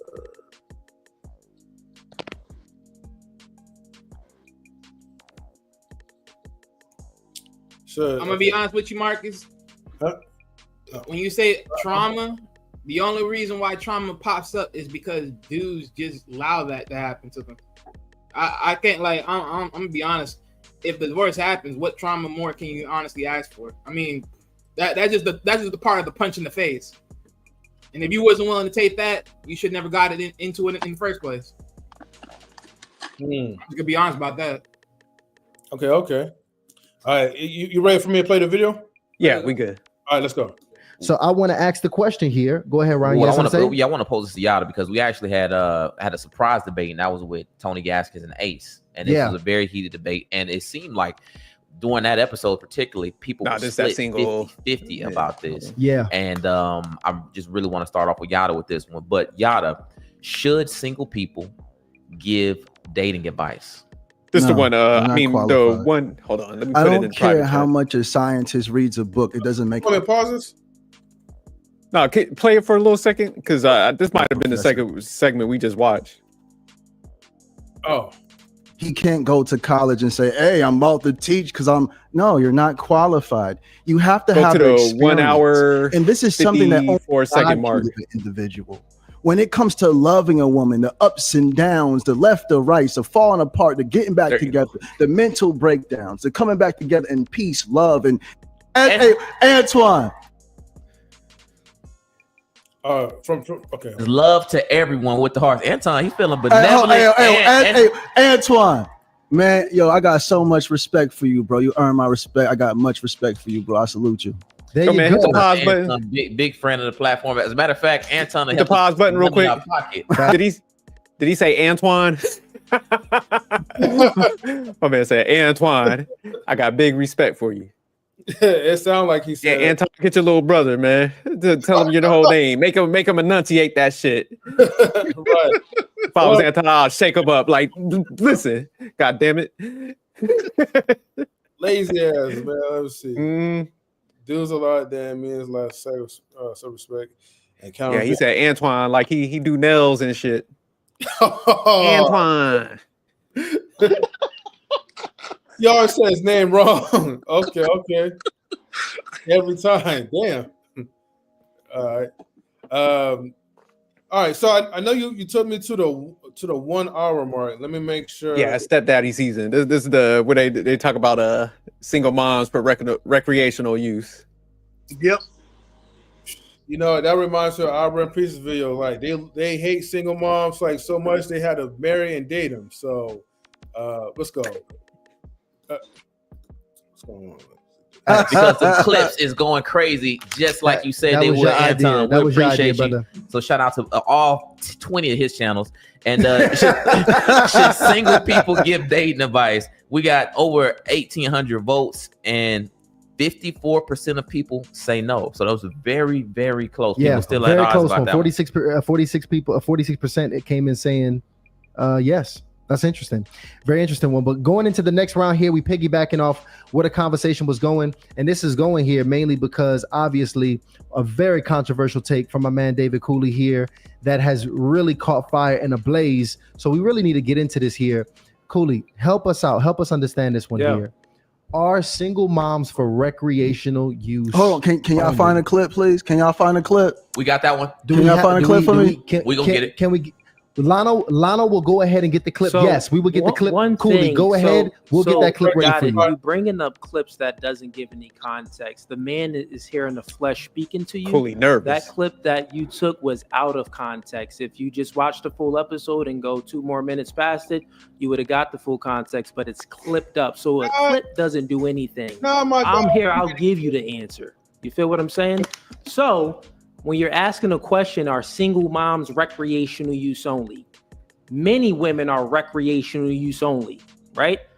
That's what we say. What? In regards to, talking about what? You a female right now. Okay, you cut me off. You want to say something? Go ahead. I'll let you speak. Or are you going to let me get it out? Go ahead. You got it, Cooley. You got it. Okay, got you. So, under the context of recreational use only, this is when guys send in super chats on my podcast and they're asking certain questions, right? And the women on the podcast is even asking certain questions because they're dating and having sex outside of a relationship and they're being promiscuous. So in regards to single moms being recreational use only, let's just peel the layer back. It means that, well, how did this, let me say it this way. I was trying to think of his lie. Preface it with, when we look at recreational use only, and we're looking at single moms or women with tattoos or strippers or OnlyFans girls, when you peel back that layer, it's like, okay, it's the assumption of that she was promiscuous. A woman that had a baby by a man, if she's a single mother, a lot of people would assume that, okay, maybe she just got knocked up and had a one-night stand. Like in the man's mind, he's assuming that she's been promiscuous, just like a woman that has OnlyFans, stripper pole, or stuff like that. So that's what we mean by recreational use only. Let me just make that make sense. Now, when I'm speaking about when that woman on a podcast, has kids, but she wants a man with no kids, right? I'm letting her know that, well, most of the guys that you meet, like you want this upper echelon type of guy, he's not going to take you seriously. He's really only going to use you for recreational use only if he doesn't have any kids and he's that guy. Like the probability is much higher than him just having sex with you, selling you a dream, having sex with you, and then dismissing you. The probability would decrease if that man has kids because, okay, it's a mixed family there. We can mix something together. The probability increases even higher if he has full custody of his kid. Then the dynamic always gets much different. But in regards to single moms recreational use only, it's under the context that the woman is promiscuous. So it means like, don't wife up a chick that's out here being promiscuous and being knocked up by random men. Just like don't knock up a chick. Don't wife up a chick that's out here has an OnlyFans on a stripper pole and so forth and so forth. So that's what recreational use only means. Can somebody find a clip, please? Because that's not what happened. It's a clip, and I said single moms recreational use only. That's what I said. The female asked him what he. Lano, listen, go ahead. Check Slack. It's in Slack. We could play the clip because the clip is what got everybody up in arms. And we won't shorten it at all. We'll let it play. No, I mean like that. Here we it's go. A full episode. No, I get it. Yeah, and we get through that topic. We get through everything maybe in like 10 minutes. Okay. So. Well, we'll just play the part around that conversation. Yeah. And we got to take time to pull that up because that's what we get DMs and super chats about that specific thing. But I want to make sure on that part of the watch out. Go ahead. Okay. Yeah. On that part of the episode, or on you can that fast episode, forward a little you bit explain the same detail. Wait, you just don't do it. Yeah, on that part of the episode, I was speaking about. Oh, never mind. Women on a panel that they were speaking about. They stated the values that they want in a man. Oh, 6 foot, 6 figures. They want this. Top tier guy, we would say, right? And then they're like, well, I don't want him to have kids. I'm like, dang, like, okay, well, the probability of you meeting a man that has all of those things that's going to actually take you serious and, protect and provide for your 2 kids is extremely low. He'll most likely use you for recreational use only. So I'm giving the woman a reality, right? To say, hey, your standards are way too high right now. If you want to go for these guys, they're only going to look at you as a sex option, not a relationship option. That's what I mean by that. I'm not actually calling single moms recreational use only. I'm saying that those women that want these type of men, button. It's a high probability you're not going to get them, and they're only going to have sex with you. Ladies, one. Yeah. On this show and them clips y'all seen, he don't be giving all this goddamn context. No, he doesn't. That was overly context what he just gave, and I'm like, well, that shit sound hella nice. He sound like a nice guy right now, like the guy in the neighborhood giving advice and shit. He ain't giving this shit on the show. Not at all. Not at all. He's trying to save himself because he already been exposed, and people already know that he is dating, not married, but dating okay, and impregnating a single mom who already have 2 white kids, and now she's gonna have like another kid. Or no, it's another kid. It's another kid. She's pregnant right now again. Oh no, okay, my bad. She has 2 white. She has two mixed babies. We'll call them black, and now she got 2 black kids. So basically, 2 white kids and 2 black kids, right? Yeah, Trump's in the office. Let's not play them games because the Trump. Trump I mean, technically, he's not in office yet, but whatever, right? So the point is that he is trying to clean himself up so much to avoid taking any type of accountability, because why even go to a length of mention, right? Well, I was referring to if you do not have kids, right? So don't put me into the equation, right? Because I'm not the guy that's really using single moms for recreational use. I'm only speaking for the single men who have no kids at all. That's not any better. And that's not any better. Yeah. Yeah, but because if he would have came out like this from the beginning, then he would have been straight. If he would have been actually talking like this. But the funny thing is, because if you just said something and I just start cracking up, it's like, why the fuck do guys that don't make bad decisions need you to be their spokesperson? You know what I'm saying? Like why? Because they always be doing it like, oh, I'm talking about like the high value guys. They have their options. So it's like, why the hell they need you to speak for them? These motherfuckers that climb the top and didn't make all these bad decisions. You're the spokesperson for them and shit. You don't think we can find a better spokesperson? Like, yeah, that shit funny though. I hate to say this though, right? But because like Yada's a scammer and he's definitely a panderer, and I hate. And there's nothing more that I hate is panderers, right? But I mean, at this point, man, I feel like he's winning on this one.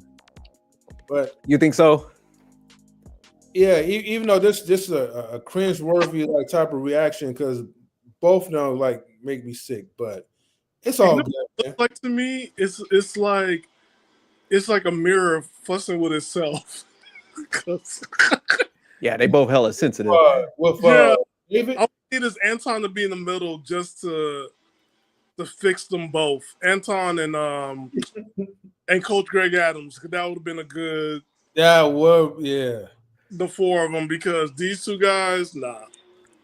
No, yeah, honestly, I think they should let Anton battle these 2. I think that maybe they could join versus Anton, and I think that would be like a very good one, right? Like a nice good spot. Hopefully they can make that happen. But this is a type of battle where you watching, you like, damn, right?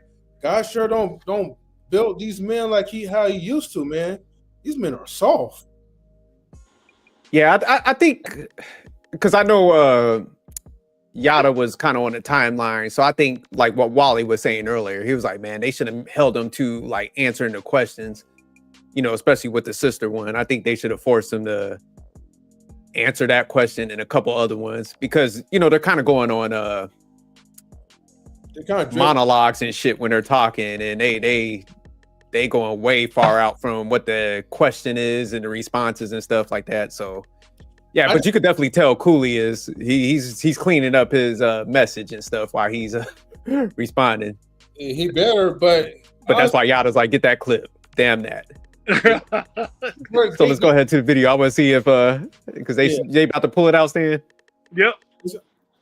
Yeah, I'm go ahead and play. He just didn't really have an answer to it. That's all. So they had to give the long approach. Well, he's got an answer, but he's just trying to auto edit now because he's like, he kind of in the tough spot. Yeah. All right, let's go ahead and play it. Way to spot a man not to be with, they're never consistent with what comes out of their mouth. This guy said anything off a 30-second clip, not even a 30-second clip, 10-second clip. She asked you what you, that was the question, what you did with a woman with children. That's the question she asked you. Let's just play the clip so we don't have to debate about it. And if you actually watch the full thing, but you still... And get it queued up. Take your time, get it queued up. If you actually watch the full thing, she asked me that question because previously, before that question came up, were speaking about single moms and them dating guys and stuff like that. I think it was a panel of like 3 single moms that I had on there. But she asked me that question and I gave her the reality. All these women know that I'm in a relationship. So she's not asking like me, like, oh, would you date a single mom? I'm in a relationship and I have a kid and my woman has a kid. My woman we have children together, and we came into the relationship with children. So how many did you have? Anecdotal experience. How many did you have? 1.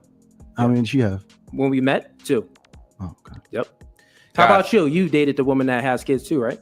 Yes. How many kids did you have when you met her? I had 1. She had 1. Yeah. Well, okay. Cool. Yeah. We built a multi-million-dollar empire together too. Hey, baby. Those niggas had a. Hit the pause button. Guys, keep sending in those super chats. Them niggas had a stepdaddy moment. That's the one you was talking about. Like, oh yeah, like Told you, David. He rewind that back. Yeah. He's like, oh, so yours had a kid too? Yeah. Yeah, mine too. Word. They had that stepdaddy connection. Yeah. Reunited. But didn't Yada also come from a single mother household? Huh? Didn't Yada also come from a single mother household? I don't know. The way he was going at Cooley it made it seem like his dad was in the crib. Okay. Well, hold on. Maybe Grey Pill may know. Grey Pill, do you know if Yada was raised by like a single mother as well too, or did he grow up in a 2-parent household? I would assume he grew up in a 2-parent household. The way how he was beating that single mom crap or whatever to David. But I mean, that's where he kind of lost that argument, because it's just like, okay, you're saying Cooley was raised in a single, mother household and stuff, but he still ain't drop as low as you did in a 2-parent home. So you kind of lost that argument, when you got the scissors out and you turn into a alky, because of the situation. So yeah, that was I would have ate him up if I was Cooley. I'd be like, look, I did grow up in that household, but I still ain't dropped as low as you did. What I'm saying? So that's irrelevant. Because hell, if both of your parents was in the house, what the hell was your dad doing there?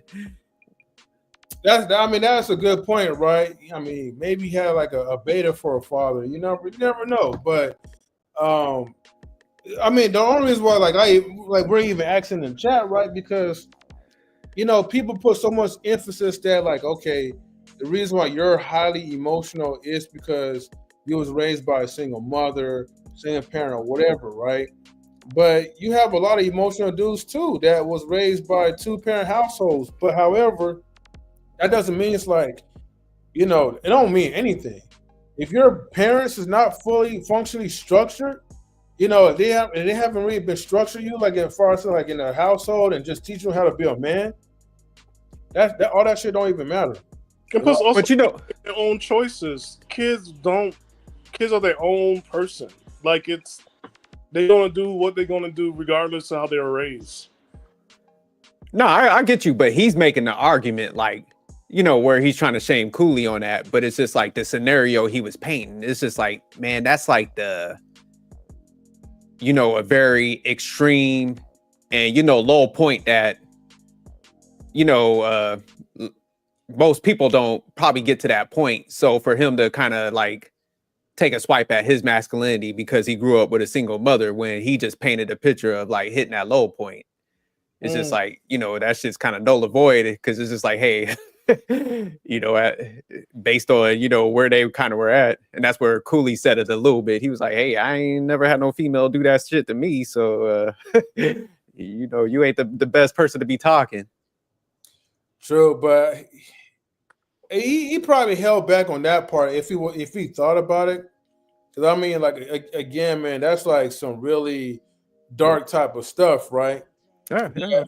I probably would have refrained from like really going over the head over it, but at the same time, I will still address that. Look, man, like you talking about me being emotional. Look at you just as emotional as I'm being right now.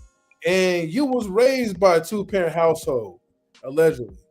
So that makes it even worse. I'll just end it like that, man. Yeah. I won't even go to news. We'll get back to the video. But okay, just continue from here. Yeah, we get back to it. Okay. Queued up. Take your time to get it queued up. If you actually watch the full thing, she asked me that question because previously, before that question came up, we're speaking about single moms and them dating guys and stuff like that. I think it was a panel of like 3 single moms that I had on there. But she asked me that question and I gave her the reality. All these women know that I'm in a relationship, so she's not asking like me, like, oh, would you date a single mom? I'm in a relationship and I have a kid and my woman has a kid. We have children together, and we came into the relationship with children. So how many did you have? Anecdotal experience. How many did you have? 1. How many did you have? When we met, 2. Oh, okay. Yep. How about you? You dated the woman that has kids too, right? Yes. How many kids did you have when you met her? I had 1. She had 1. Yeah. Well, okay. Cool. Yeah. We built a multi-million-dollar empire together too. Hey, baby. Now, guys, keep sending in those super chats, guys. So like I said, anything you send in is going to be highlighted on the platform. But of course, anything over $20 will be read live on there. Now, I mean, as you can imagine, Cooley, that caught people by air. That caught the internet by storm. Because people took it out of context. Yeah. But do you think that? I mean, even with the context that you added, do you think that helped or hurt single moms? Helped or hurt single moms? With the context that I added is giving women in general the reality. Like, okay, let's just speak about it, right?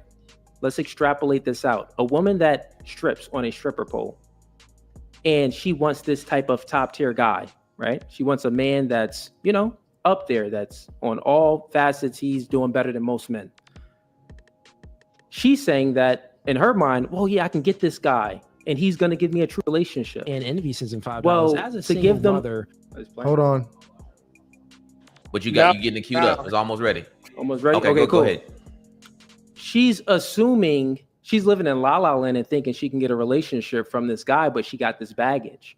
And I'm just giving her the reality, like, listen, Ma, you may need to lower your standards because if you're only going after these type of guys, there's a high probability that they're only going to sleep with you and not give you any type of true commitment.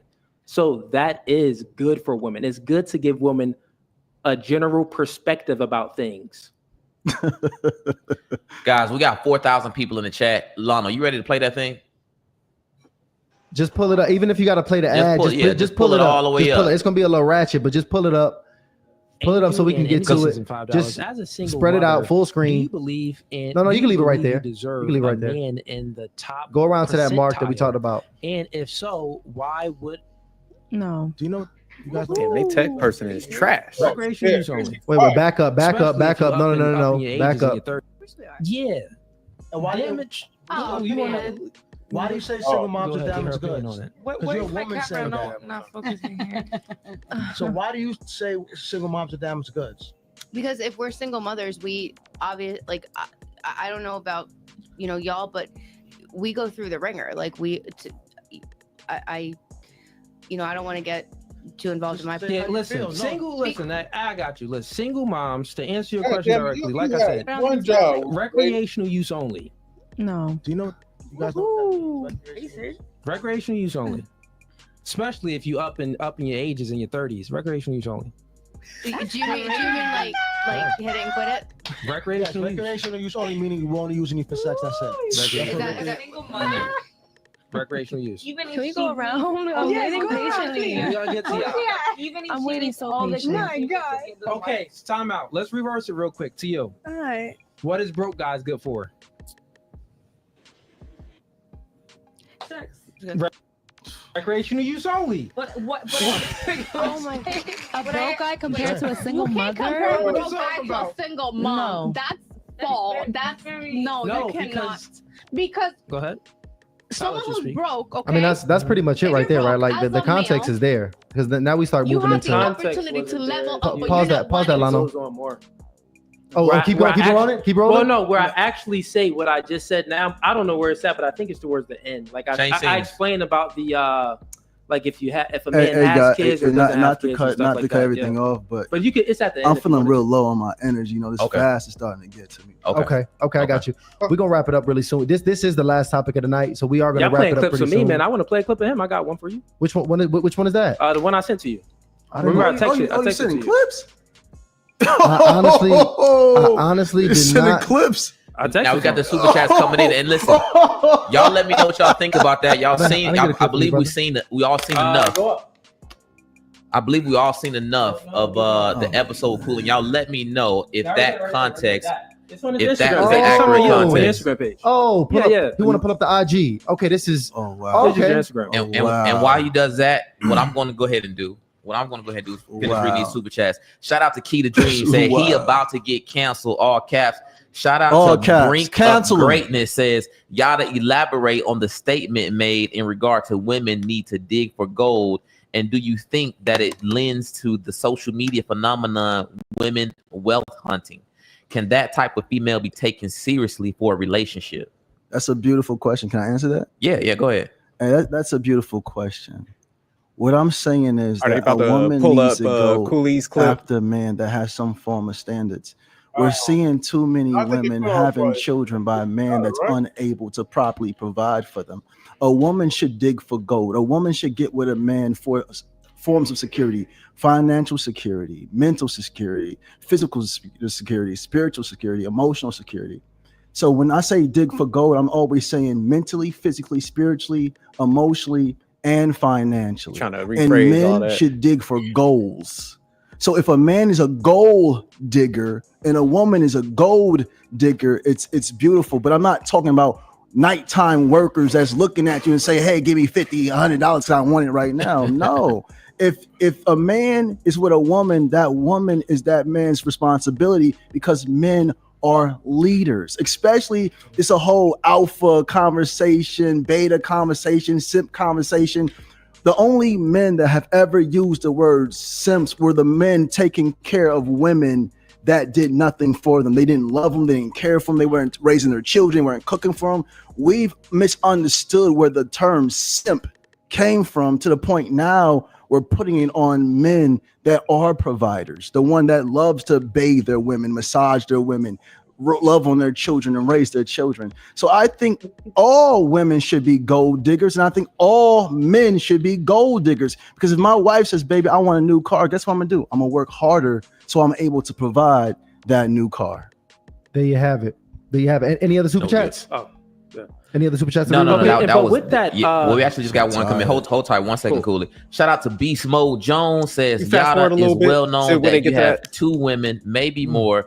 The average black man in America doesn't. All right, real quick. Look. Can you guys see like this capture? Yeah, we can see it. Well, and they may be the best provider.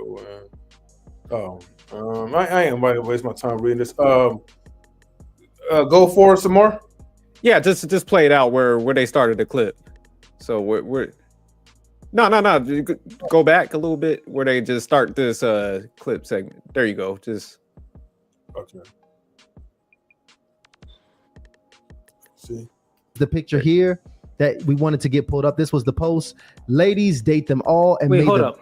What are we responding to? Do you want me to respond to that or what? Oh, no. We don't respond to the super chats. We just read them. Okay. Yeah, no response to the super chats. All right. So we actually going ahead and we pulling this joint up here. Ladies, date them all, and may the best provider win. Hold on. Real quick. Look how beautiful my wife is, man. Shout out to the wife. And look at the plant holders. Oh, praises. But go ahead, brother. You got the Louis V plant holders. But we'll go ahead with the question. Okay, but go ahead. The question. This was the one you wanted me to pull up, right? Yeah, I thought it was a video to it. No, it's not a video. The best provider win. It's a picture. Okay, just the post. Okay, right. So you would advise women to just go out there and speed date and date all men without having any discernment or anything like that. Can you read the caption? But okay, so I read that. You said that. Okay, you said read the caption. Don't sleep around. Don't do all of these things. Right. So my question for you is this then: if you are advising women to date around, but date around meaning that there isn't any sex, right? So let's include everything you put in there. You said, hold on for 1 second. Can y'all pull that right back? Yeah, up, just pull it up so we can read it. Yeah, pull it up. Please. I'll read it. Can you leave it up, please? Put it in the corner. Actually, I got it on my phone. No. Go ahead. I want them to see this. I want them to see this. Date them. Don't sleep with them. Don't cook for them. Don't rush into their homes. Let them take you out and truly show you who they are, how they move in the world, and what they can offer. The best provider isn't just about money. It's about being whole in every way. He must provide for you mentally, physically, intellectually, spiritually, and emotionally. He should make you feel protected and secure on every level. If he can't do that, he's not the one. The best provider isn't just a man with a wallet, but one who supports your entire being. Only then will you know he's truly worthy. If your father didn't teach you, I am. No dusty bums allowed. No dusty bums allowed. Hashtag standards. Hashtag empower women. Hashtag divine feminine. Hashtag. Man, and this is why they clowns, man. You know, not to be mean. They're so hypocritical because, you know, Yada, he never talk about reciprocation. So it's just almost like, you know, vet the guy out, you know, put him through all these tests to make sure he's doing pretty much some tricking shit. But he never provides like what they kind of need to bring to the table, you know, as far as, you know, being whole for the guy too. Because it's like, man, you're supposed to be equally yoked. And that's the issue with his message and stuff. I know he did. Remember what he said? He said the man got to be a gold digger, the woman got to be a gold digger. So technically, no, he said the man got to be a gold digger, like AKA you got to go either which way. He pretty much said exactly what she needed to be on her half. But see, this is what I'm saying. It ties back to why he was in that terrible situation in the beginning. So that's what I'm saying. It's just like he's damn near setting everybody up to live out what he went through. You know, when it's always like, hey, women, y'all go out there and make sure you get the best provider, but y'all, you know, I'm trying to say, don't have your shit together pretty much. So that's why he was in that situation, and he's the one that's like, oh, I should be telling everybody what to do. Yeah, good luck with that, y'all. You better ask for his lawyer. That's why I put in like men are just a beast of burden, and she's the pimp. Go make my money, sir. Go make my money. And Shorty does look uncomfortable in that picture. She like, after this photo, he better hand me a stack. he better hand me that money. Look at her. She like, as soon as this camera come off, like, you better have my money in my hand. And plus, get your hands off me. She's like, you stupid motherfucker. Why are you buying Gucci pot holders? You better give me my money, goddammit. But all right, you can hit play. Yeah, I just wanted to hit that. True provider. Got it. Go ahead. My question for you is: so you're pretty much telling women to date around, but exclude all of the those activities that he just read. Now, wouldn't you say if that woman is going to be dating multiple men, meaning going out on dates with men, that would increase her probability to be more promiscuous? I'm not going to answer that question. I'm not going to answer that question. You wouldn't. Why won't you answer that question? Because it's a fact. You just listen to the thing, man. No, I got you. It doesn't matter. I got you. So bro, what you won. Said was, you won. Let me finish. Here's what I'm trying to say. That's all I'm saying, right? You said women date them all, right? And then you have these areas over here with them not to do, right? Mm-hmm. It's just like if you tell someone to, okay, guys, go ahead to the strip club. Don't throw no ones and don't get no dances, right? So okay, go to the strip club and don't get no dances from no girls. It's gonna be very hard for a man to be seeing all of this booty clapping, all this booty walking around and stuff, and to then not get any dances from a girl. Right. Meanwhile, let's take this same logical entailment and say if you're going to tell to women, go out there and date them all, you're putting them in a situation where they can be promiscuous. There's more opportunities for a guy to raise them up and have a one-night stand, more opportunities for a guy to sell them a dream and break their heart. My point is that women need to have discernment, and discernment, you don't need to be going and dating around. That doesn't make any sense. Doesn't make any sense. In order to have discernment, you need no ability to be dating around. You're laughing because you know you're caught. You're laughing because you know that statement leads women astray. You know that statement leads women astray. That statement bro, you right just want there to argue telling women that, bro. to Now date you just want to argue, bro. You got it, no, man. bro, because that was very bad dating advice. Extremely bad dating advice. You got it, man. And you still didn't even answer my first question, so I just asked it again. Do you think that it will increase if you tell women? Because only reason I will say pause because he already answered this with Anton. You know, did a good job explaining like why that advice was off. I don't think he wanted to answer it again because it's already done previously. And also him just laughing is another tactic to just throw somebody off their game. Because he did answer. Cooley did get exposed, and then he's not feeling like he wants to answer it. Both of them got exposed. So it's like, that's the funny part of this segment. It's almost like they're trying to expose each other again. Because like you said, he did answer it last time, but it's like, this is a whole new debate, man. So the whole point of a debate is answering questions. So they should have stood firm on it. Like, hey, man, you got to respond to it, you know, as the moderators. But so this part where he did the corny laugh, that sounded like the Joker and shit. He should have just answered the question.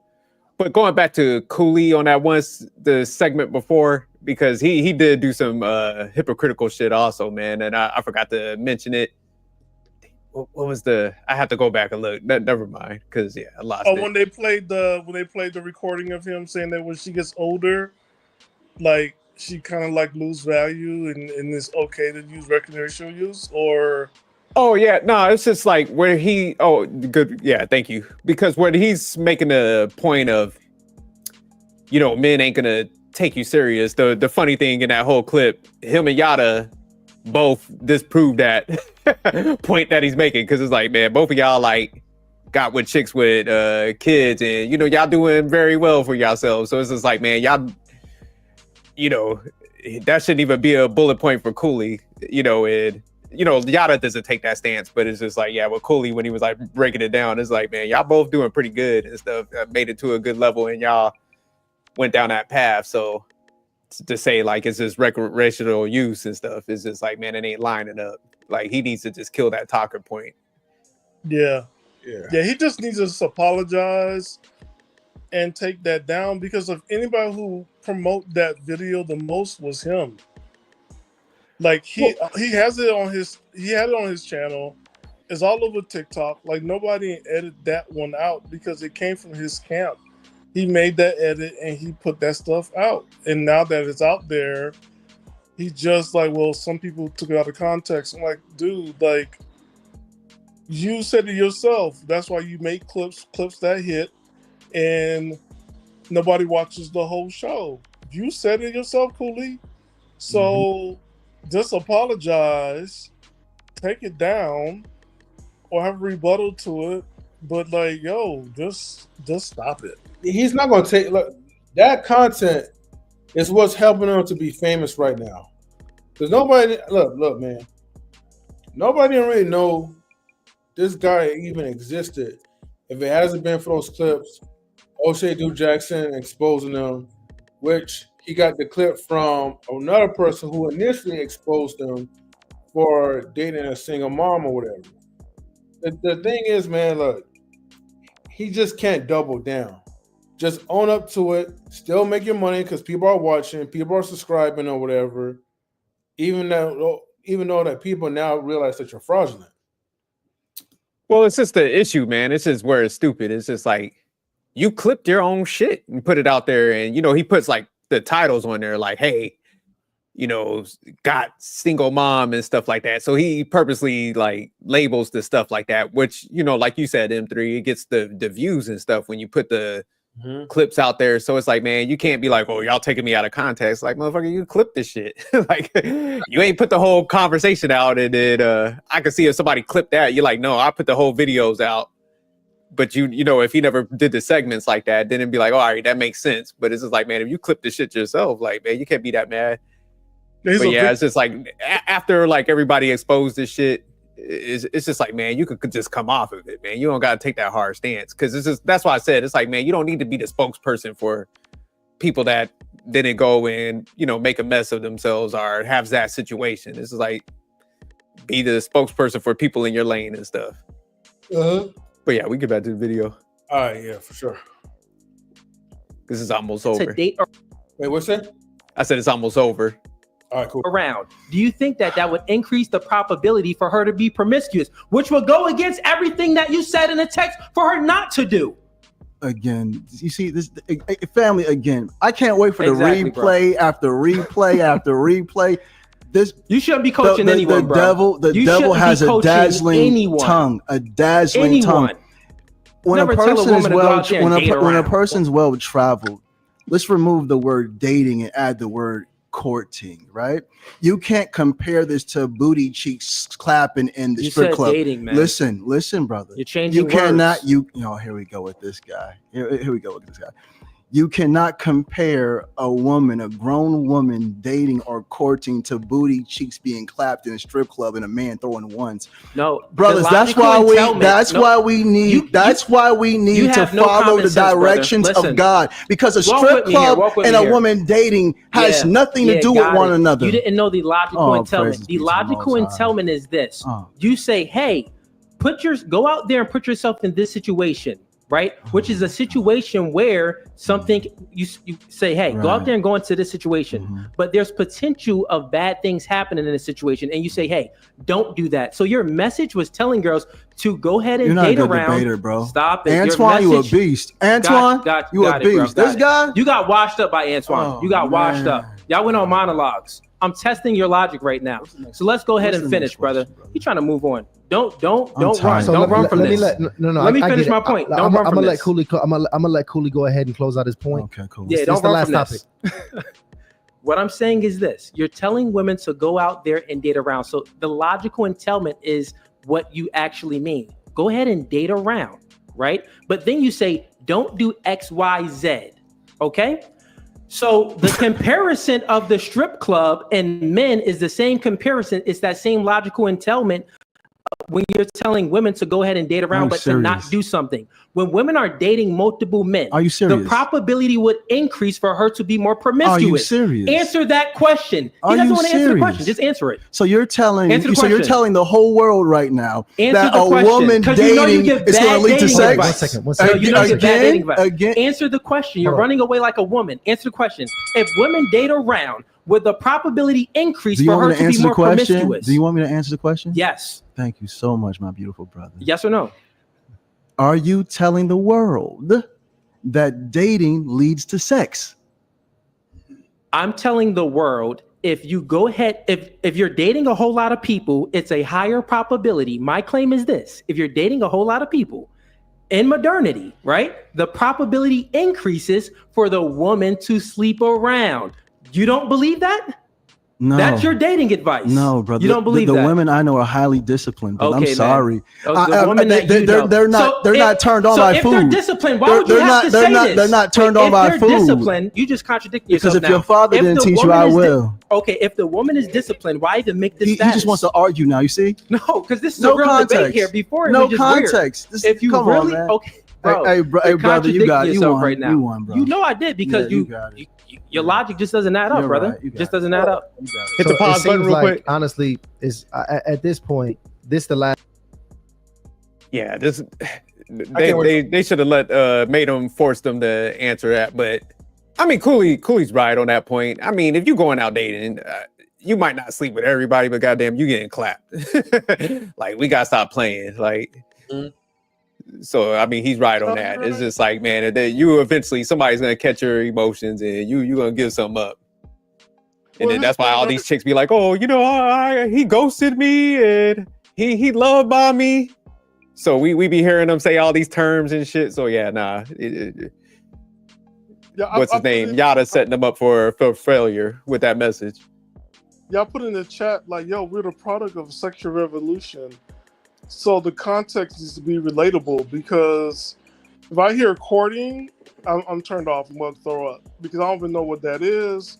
We're in hookup culture right now, which we've been hooking up more since Sex and the City came out. So we're looking at 20 years of this stuff, 25, right? So the attitude and how people maneuver around, I guess I don't know what dating is, but we all been meeting up, fucking. You got to make it relatable. Like, how do you want more? Because like courting seems like so 1950s, and I'm like, man, courting means fucking. Dating means fucking. That's all this shit lead to, man. It's just a nice way to make people feel better about the circumstance they put themselves in. They be like, oh, he was courting me. Like, yeah, okay, he got you some cheese biscuits. We all know that. That ain't courting. What's courting then, Wally? You you can go put it on your phone and go look at the dictionary. I don't know what that is. Yes, you do. I go to Urban Dictionary. It's gonna tell me something different. Of course it would. So we'll go by your dictionary words. Mine's gonna be perverted. Hey, I use the dictionary by just putting the word and the meaning, and then put the search bar in. And guess what does it say? Everybody else.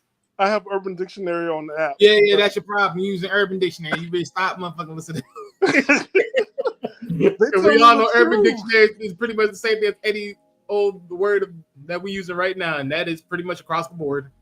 But see, Yada, he might be believing what his interactions are, because like I said, he probably like spend all that money on them dates and don't see nothing, no action. So yeah, he might be projecting what he going through. But yeah, for the most part, most people, they going out on dates. There's something going down. You know what date stands for? Nope, don't know. Dick at the end. You see, Wally, when I go to Urban Dictionary, that's what it says. See Quantum's message right there. We give it to the ones we like and date the others. Don't get it twisted. Facts. Mm-hmm. But we could just jump to the part where they announced the winner. Yeah. So this shit about to put me to sleep, man. While they're arguing. They announced the winner? Yeah, like right there, right around there. Just click that, because. Oh, okay, yeah. The people were saying. Is this after when they start talking, or this is like a little bit before? It might. I'm not. It's somewhere around in there. Not before that. Dope brothers. It was like right after that girl came up. Oh, okay. And please be brief and brilliant so we can get to the other callers. But go ahead. As a woman of God, I am a single mother, right? And I've had my seasons of going through things. And I think what Cooley said about single moms being for use only, I just feel like his thinking is what's really killing African American women. I feel like we just go through so many things, and we always have to hear this like red pill versus blue pill type of conversations. And I feel like it hurts us a lot to hear how, and I could see his perspective as a man. I can understand that. I can be very realistic, but I just think that when you spew this type of rhetoric on the internet, you're putting your impression on possibly young men that are now being infected with your thoughts. And I feel like there are certain ways that we can get messages across, but I feel like as a Black man, you should really want to empower Black women. I'm not saying that you should tell everybody to go out and date single mothers or everything or anything like that, but I'm saying that Black women are experiencing so much hurt. And as a Black man, it would be better if you were on our side and like speaking to us in terms of love. Well, close out. I want you to close out, Jen. Close out right here, Jen. And listen, Cooley, you got a question for me. Yeah, I have a question for you. You have a son? No. If you had a son, hypothetically, right, and your son didn't have any kids, would you advise him to date a single mother? Would I see? See, gotcha. Honest. Yeah, look, go ahead. No. Answer the question. Be honest. I will be honest with you, because I wouldn't want to be I'm missing the word.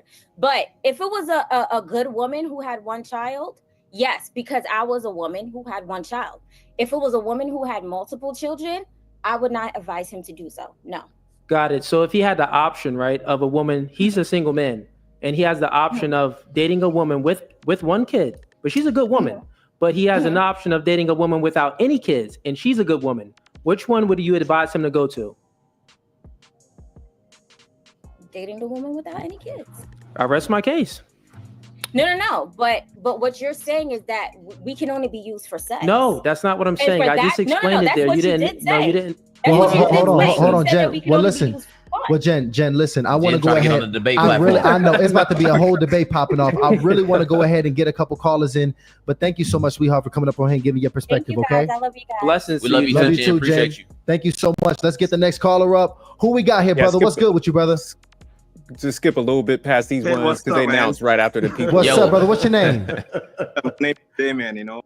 Yeah, moving it. Hold on, wait. She don't even know what's happening. She got to go, Lano. We got to get another sister on there. There we go. What's up, sister? How you doing? Welcome to Hardly Initiated. Yeah, I think it's right. Yeah, you with the eyes hiding your head. A few things you could walk away from this conversation. The culture.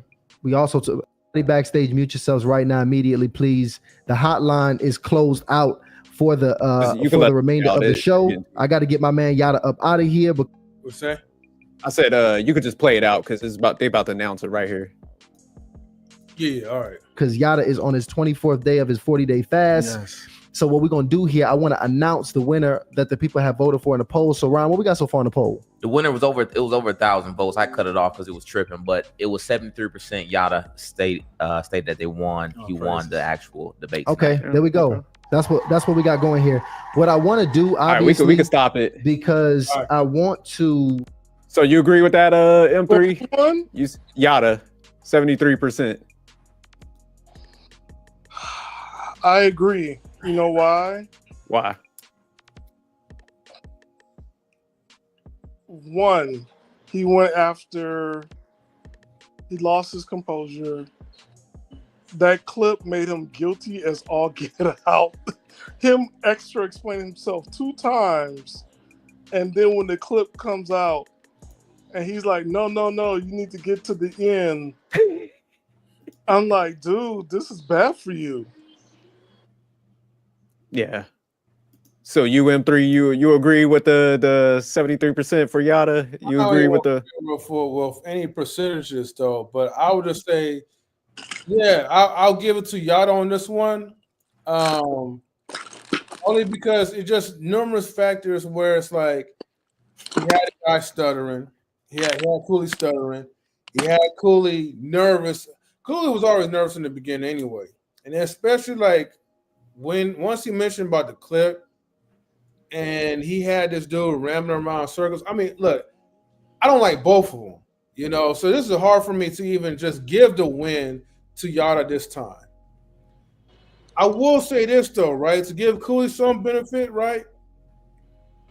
He did speak a lot of things, right, that actually make sense. I like the part where, you know, he kind of looped around like, hey, like, you know, if you're dating, you know, single moms, or would you date a single mom with kids versus someone that does not have kids? You know, certain scenarios, like putting like people on the wheel, like some things he was speaking of was logical and didn't make sense.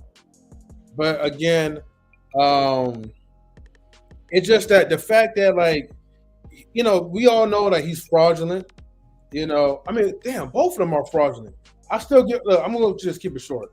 Yada for the win, unfortunately, and I don't even like his ass. You know, damn. All right, Wally. What about you, Wally? You agree with the outcome? No. For only one reason. I wasn't part of the picking. Look, that's just the people that are watching that show. I mean, that's a pick and choose. But as far as my own thoughts of just hearing them go back and forth and throw shots because, you know, one of them trying to jock on each other. Honestly, I think just for the small sentiments of points that both sides make, I pretty much say take away the BS and just look at just the crucial points that they actually talked on. It's pretty much fair and square in the middle, honestly, in my opinion. Yeah, that's a good point. I mean, I'll give it to Yada. Because, I mean, Cooley had to kind of try to repolish his message, like Stan said, when that clip came out. You know, he was kind of in a bad state at that point. But, I mean, don't get me wrong. I don't think Yada did the greatest at this because he was, like, deflecting and not answering questions. But I think he, in the beginning with even the marriage part, he kind of had Cooley on the ropes. Because, like I said, it's just like on one case, I agree with you as far as, like, the risk with marriage. But then you turn around and have 2 kids. That's risky as hell, too. So it's just like, man, you can't have it both ways. Like, I enjoy risk on this part, but I don't want the risk on that part. It don't make no sense. I think it would have been stronger. Would have been stronger if Cooley would have said, like, I don't believe in the state being in my marriage, but I'm in a relationship where we're working together, or whatever you can call it, a partnership, right? Because I think like Cooley, once again, instead of like putting himself an example and explaining his exception to the rule lifestyle, he kind of like sells himself short and trying to become something that he's not. So okay, so wait, are you saying for that part of the argument, is that for Yada or is that for Cooley? For Cooley, no, because for Cooley, Yada's not married to both of those women because it's illegal. So anybody trying to marry somebody, well, yeah, that's called polygamy. You will go to jail. Don't do it, and then you be married to somebody in jail, and you definitely don't do that either. Okay, so don't marry people legally and think that it's going to be okay. Just don't do that. So that's false. But for Cooley, I mean, common law marriage or whatever, they are a partnership because they have channels and business together. I mean, TikTok is a business. YouTube is a business, right? So they do have business together because he's not speaking up about his relationship, not defending his relationship. It makes his points weak. He doesn't say like, she helps me with my daughter, because like that's the active mom in that daughter's life. She's a stepmother. So talk about that. He doesn't sit down and talk about how he take care of his stepsons. He should talk about that. It's like he always have opportunities to be different and to stand out and be relatable, and he does not take it. Yeah, because they thought like I have to pitch the whole provider and pay for everything, the alpha thing, because that's what a lot of them came out on. So instead of them, like you said, having their own identity and shit, where he could have came out and be like, man, you know what, I operate how I want to. Like you said, Stan, she helps me out in these capacities. Man, me and her built some businesses. She invested in me. He didn't take that path. So now he can't he boxed himself in. Now he can't go back, and say it. But he could just be like, you know what, fuck it. Yeah, nah, me and her, we worked together.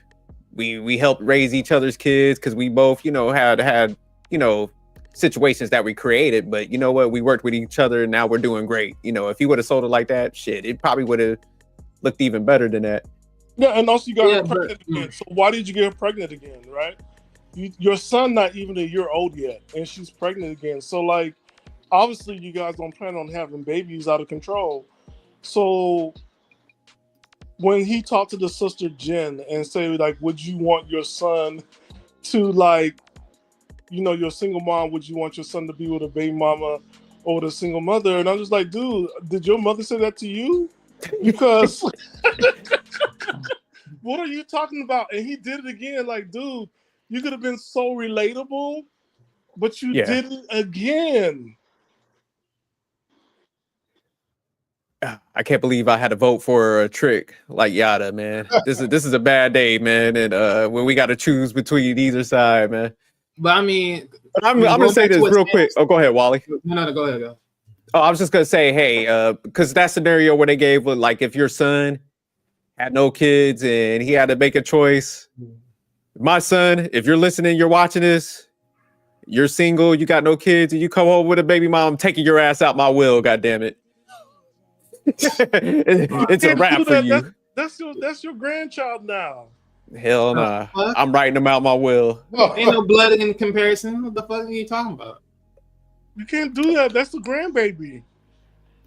I'm gonna do one of these things. Toonie, he come to the house like, hey dad, I got a great female. She got a. I'm gonna be like this. I'm gonna be like, give me 1 second. Let me call my lawyer. I'm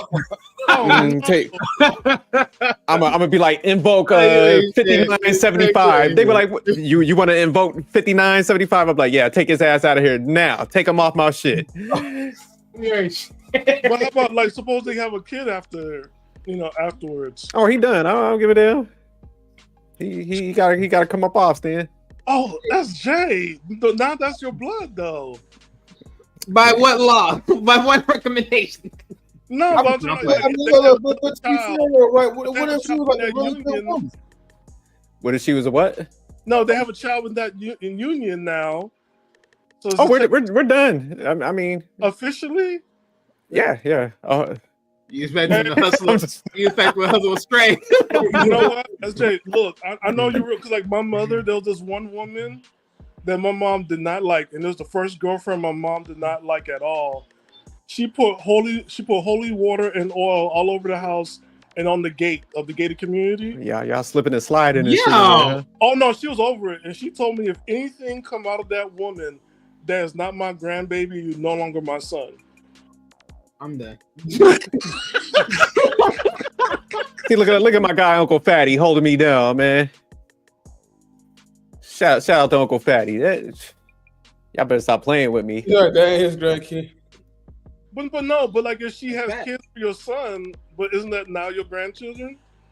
And to make peace, you have to take care of both the stepkids and the grandkids. Yeah, keyword step grandkids. You can't treat them any differently, right? You got to keep the next generation. Staying wilding. Now, if he had a kid, that'd be different. But like without, I mean, I have to be like, man, something wrong with you. Let me sit you down. We're gonna have one discussion. As soon as he like, I'm moving forward. I really love her. I'm be like, all right, yeah, take him off. Get him off my fucking wheel right now. No, but you wouldn't mind like if he just dated someone that was like, okay, she's decent. Yeah, she had one kid. It's like, all right, it ain't nothing like crazy. Like you probably did it if you dated like some crazy chick and you got like 4 and like, okay, yeah, get the fuck out of my house. Come on, get out. No. And he don't got no kids? He don't got no kids by her, but she got kids. Like we talking about like. Yeah, nah, it's a wrap. She, I don't care. Like, as long, but okay, but she had one. You still look at him and be like, nah, it's all right. I'll take you off this. I didn't made you just to motherfucker be taking care of one person's kid. Yeah, you ain't because at that point, man, you ain't getting none of the game. You ain't listening to nothing. You just you emotional. Yeah. So I gotta cut him off. I gotta be like, you know what? Man, obviously you ain't listening to none of my. Didn't I teach you need a place to stay? Then you're like, okay, you know what? Screw you. You disrespecting your parents. That's in the Bible, right? Hey, you know what? I'm glad you mentioned that because that was the next part I was gonna make my stance on when it came to that argument between them because it like both of them saying they stand for God, even though Yahweh would say he's spiritual, and then Cooley, whatever side of the notion he's on. But that's the problem right there. It's like, okay, how can you both stand for one thing, but then y'all sort of like pigeonhole on the idea framework of how that goes down? Because again, if you're standing on that Cooley, great. But my thing is, here's my point. Then what's the difference for y'all? Because again, we're based upon the image of government by God. God's like, hey, you want to go do that? Go ahead. But I'm telling you right now, there will be problems for you if you do it. I mean, it's never been like, it's been castrated. Yeah. Quote unquote. Cooley's not married. I mean, Cooley not being married and talking about God, that's why I have to throw up. And Yada with 2 wives, and I don't know what kind of God he believes in. I just yeah, he said one of the chicks is in Africa. He said, man, he's like, man, I got a business for her. So yeah, he international with it. Lord, she probably got a voodoo doll, like no more wives, no more sister wives. Hey, look, that's what I'm saying. Like that conversation right there was like a little bit of a mishap. That's what I'm like. That argument is like here and there. It's like pick and choose. But look, if they're married, right, SJ, and your son comes in, but that's like suppose they need a place to stay. You guys like the nearest kin. You can't do that to your son and his wife and stepchildren. They're part of your family.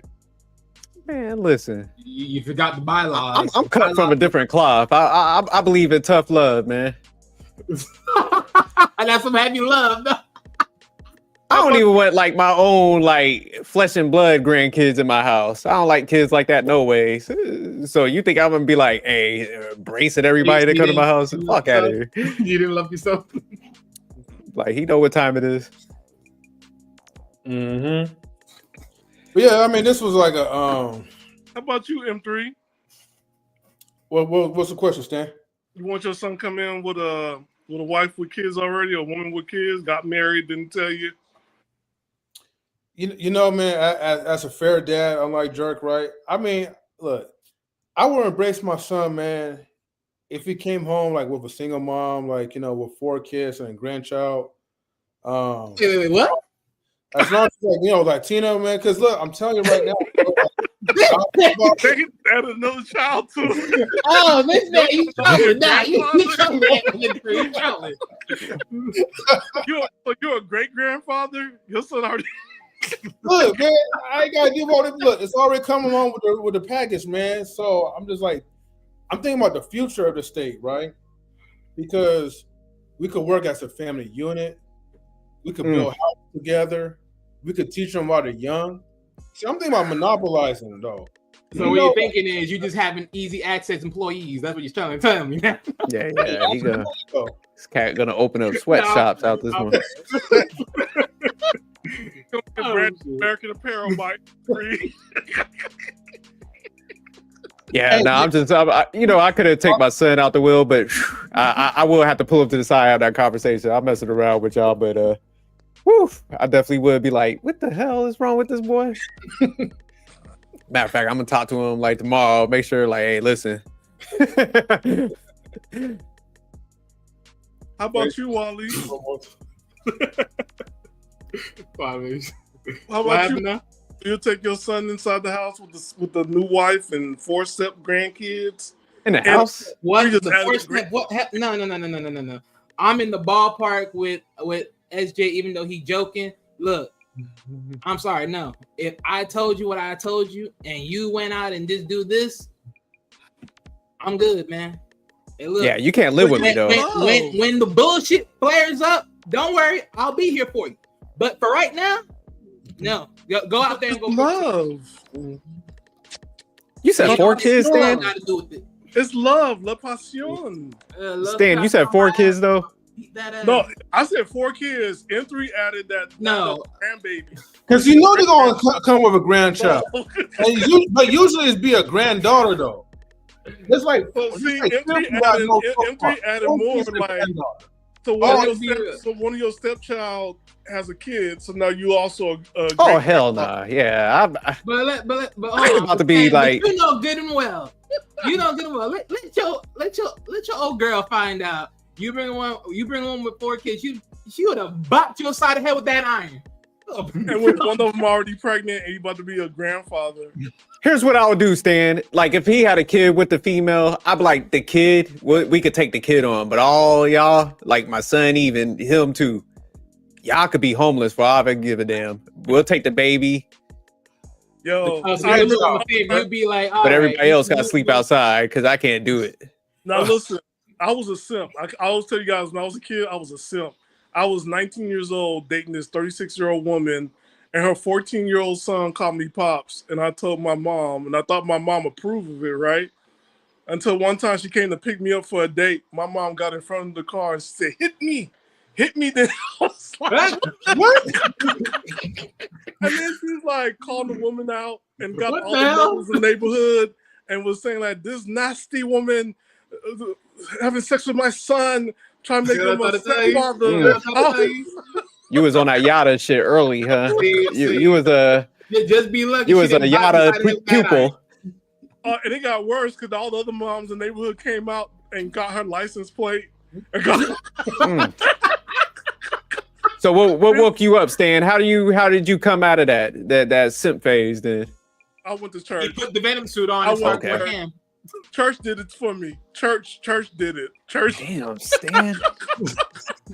I'm still simping. Church did it. Church gave me a wake up call. After this, that's what you got. You got the Mac now. I'm all. So she called you Daddy, Stan? Not the Mac. She called you Daddy, Stan? No, her son called me Dad. Her son called me Pops. That shit touched your heart, didn't it? I'm like, okay. I'm like, whatever. I was having sex. You was excited, huh? I was having sex. Time the kid called me Dad, I would be like, I would have pulled out. I would have been gone. I'd be like, oh shit. Man, I was living the life. I was having sex. I was getting rides. I would have got the fuck out of Dodge M3. I would have been I'd be like, look, I'm gonna go get some milk. I'll be right back. Hey, y'all want anything? I would have left the state. I felt like I was grown. I was living the life. I feel like I was grown. I was living the life. You know, I was having sex, I was getting rides, I was getting money. Damn. I have access to the house. I'm like, okay, this is what I'm supposed to be doing. Yeah. Then after that, and I always like older women because they had a place to stay, and I was having sex. My mom got tired of me. Like, you, I gave my parents my time. You just gave all your. Yeah, was this in California? Yeah, California and Florida. I was just the worst. I don't know. I would have moved states. That's how real I would have. I would have moved the state. I would have been up out of there. Saying, God. Yeah, my father wanted to send me to Jamaica, but he's like, "You so stupid. You might get people pregnant." No.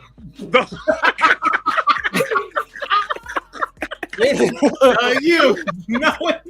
But shout out to Stan for coming out of it.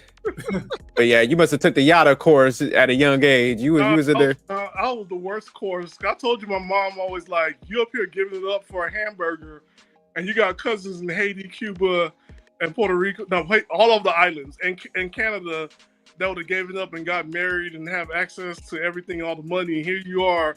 A woman give you a hamburger and you give them dick. Here's $20. Oh, you was out there. You was giving out low budget dick, damn near free. Right here. Hey, Stan, you better get it together. You good now though, Stan? Right? Yeah, I'm good now. All right, man. That's it shows up. I'm like, oh, you know what? No. Dick ain't free, Stan. So y'all gotta knock this shit out. That's the campaign for FY25. Like, yeah. Oh, African homies always tell me that. Stop giving out free dick, Stanley. Stop it. This shit. But all right, M3, I know you want to end it, man. Yeah, man. Hey, man, this was definitely like a good one, man. No supersize Stan. Okay.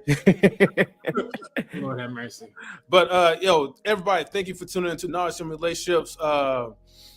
Hey, we gotta get a gray pill on Harley Initiated. I'm gonna spam them like y'all get him up there. He would be like a good fit for him, you know. But yeah, gray pill know how to debate, man. Gray pill, you down with it? Who you want as a contender? What would be a good contender for a gray pill? You think Anton would be good? Coach Greg Adams, because I know that marriage. Do they bring in losers like Fresh and Fit? They may as well. I don't even know why I asked. No, yeah, I don't know. Maybe Gray Pill versus Coach Greg Adams. Yeah, Fresh and Fit. They wouldn't go against Greg because he's not white.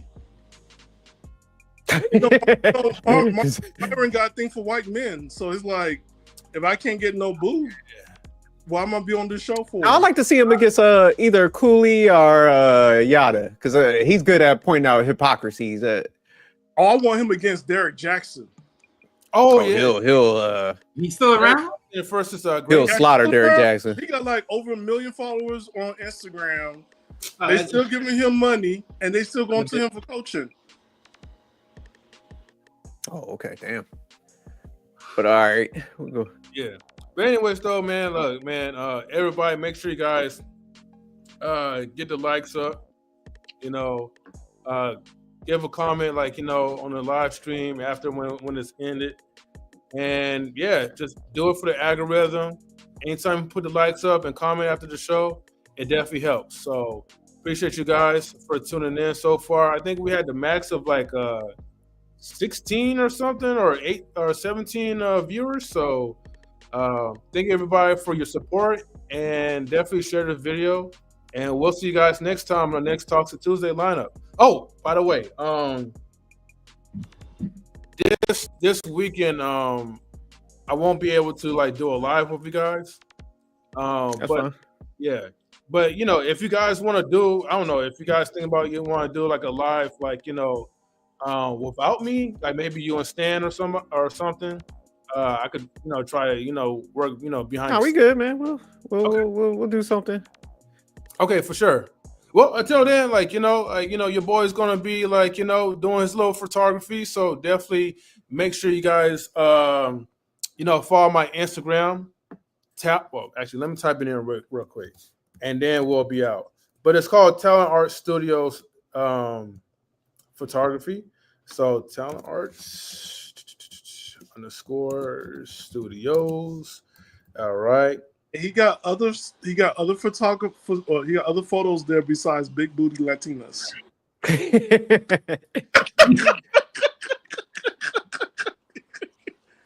You said his shit looking like X videos and stuff. What a good way to promote it, Stan. Okay. Hey, you know what I'm saying? Don't forget the sisters and the white girls. We get some onions out there, because onions make you cry. Well, you know what?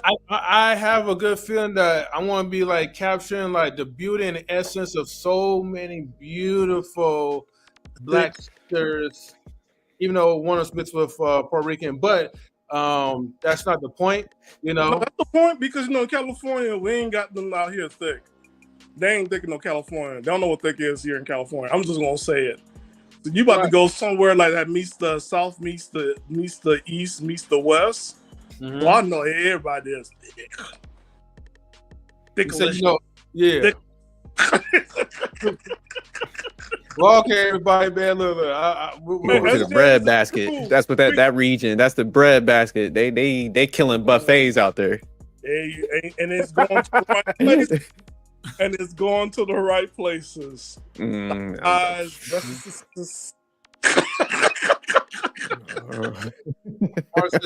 Nice little with anyone speaking about wants or have a talk. All right, for sure, man. Well, look, everybody, thank you again, man. Again, make sure you guys like, subscribe if you're new, comment after the show, and we are definitely out. So, all right, y'all. Everybody, peace out. Yeah, all right. Let's go ahead and we're going to end this, y'all. Later, everybody. Peace.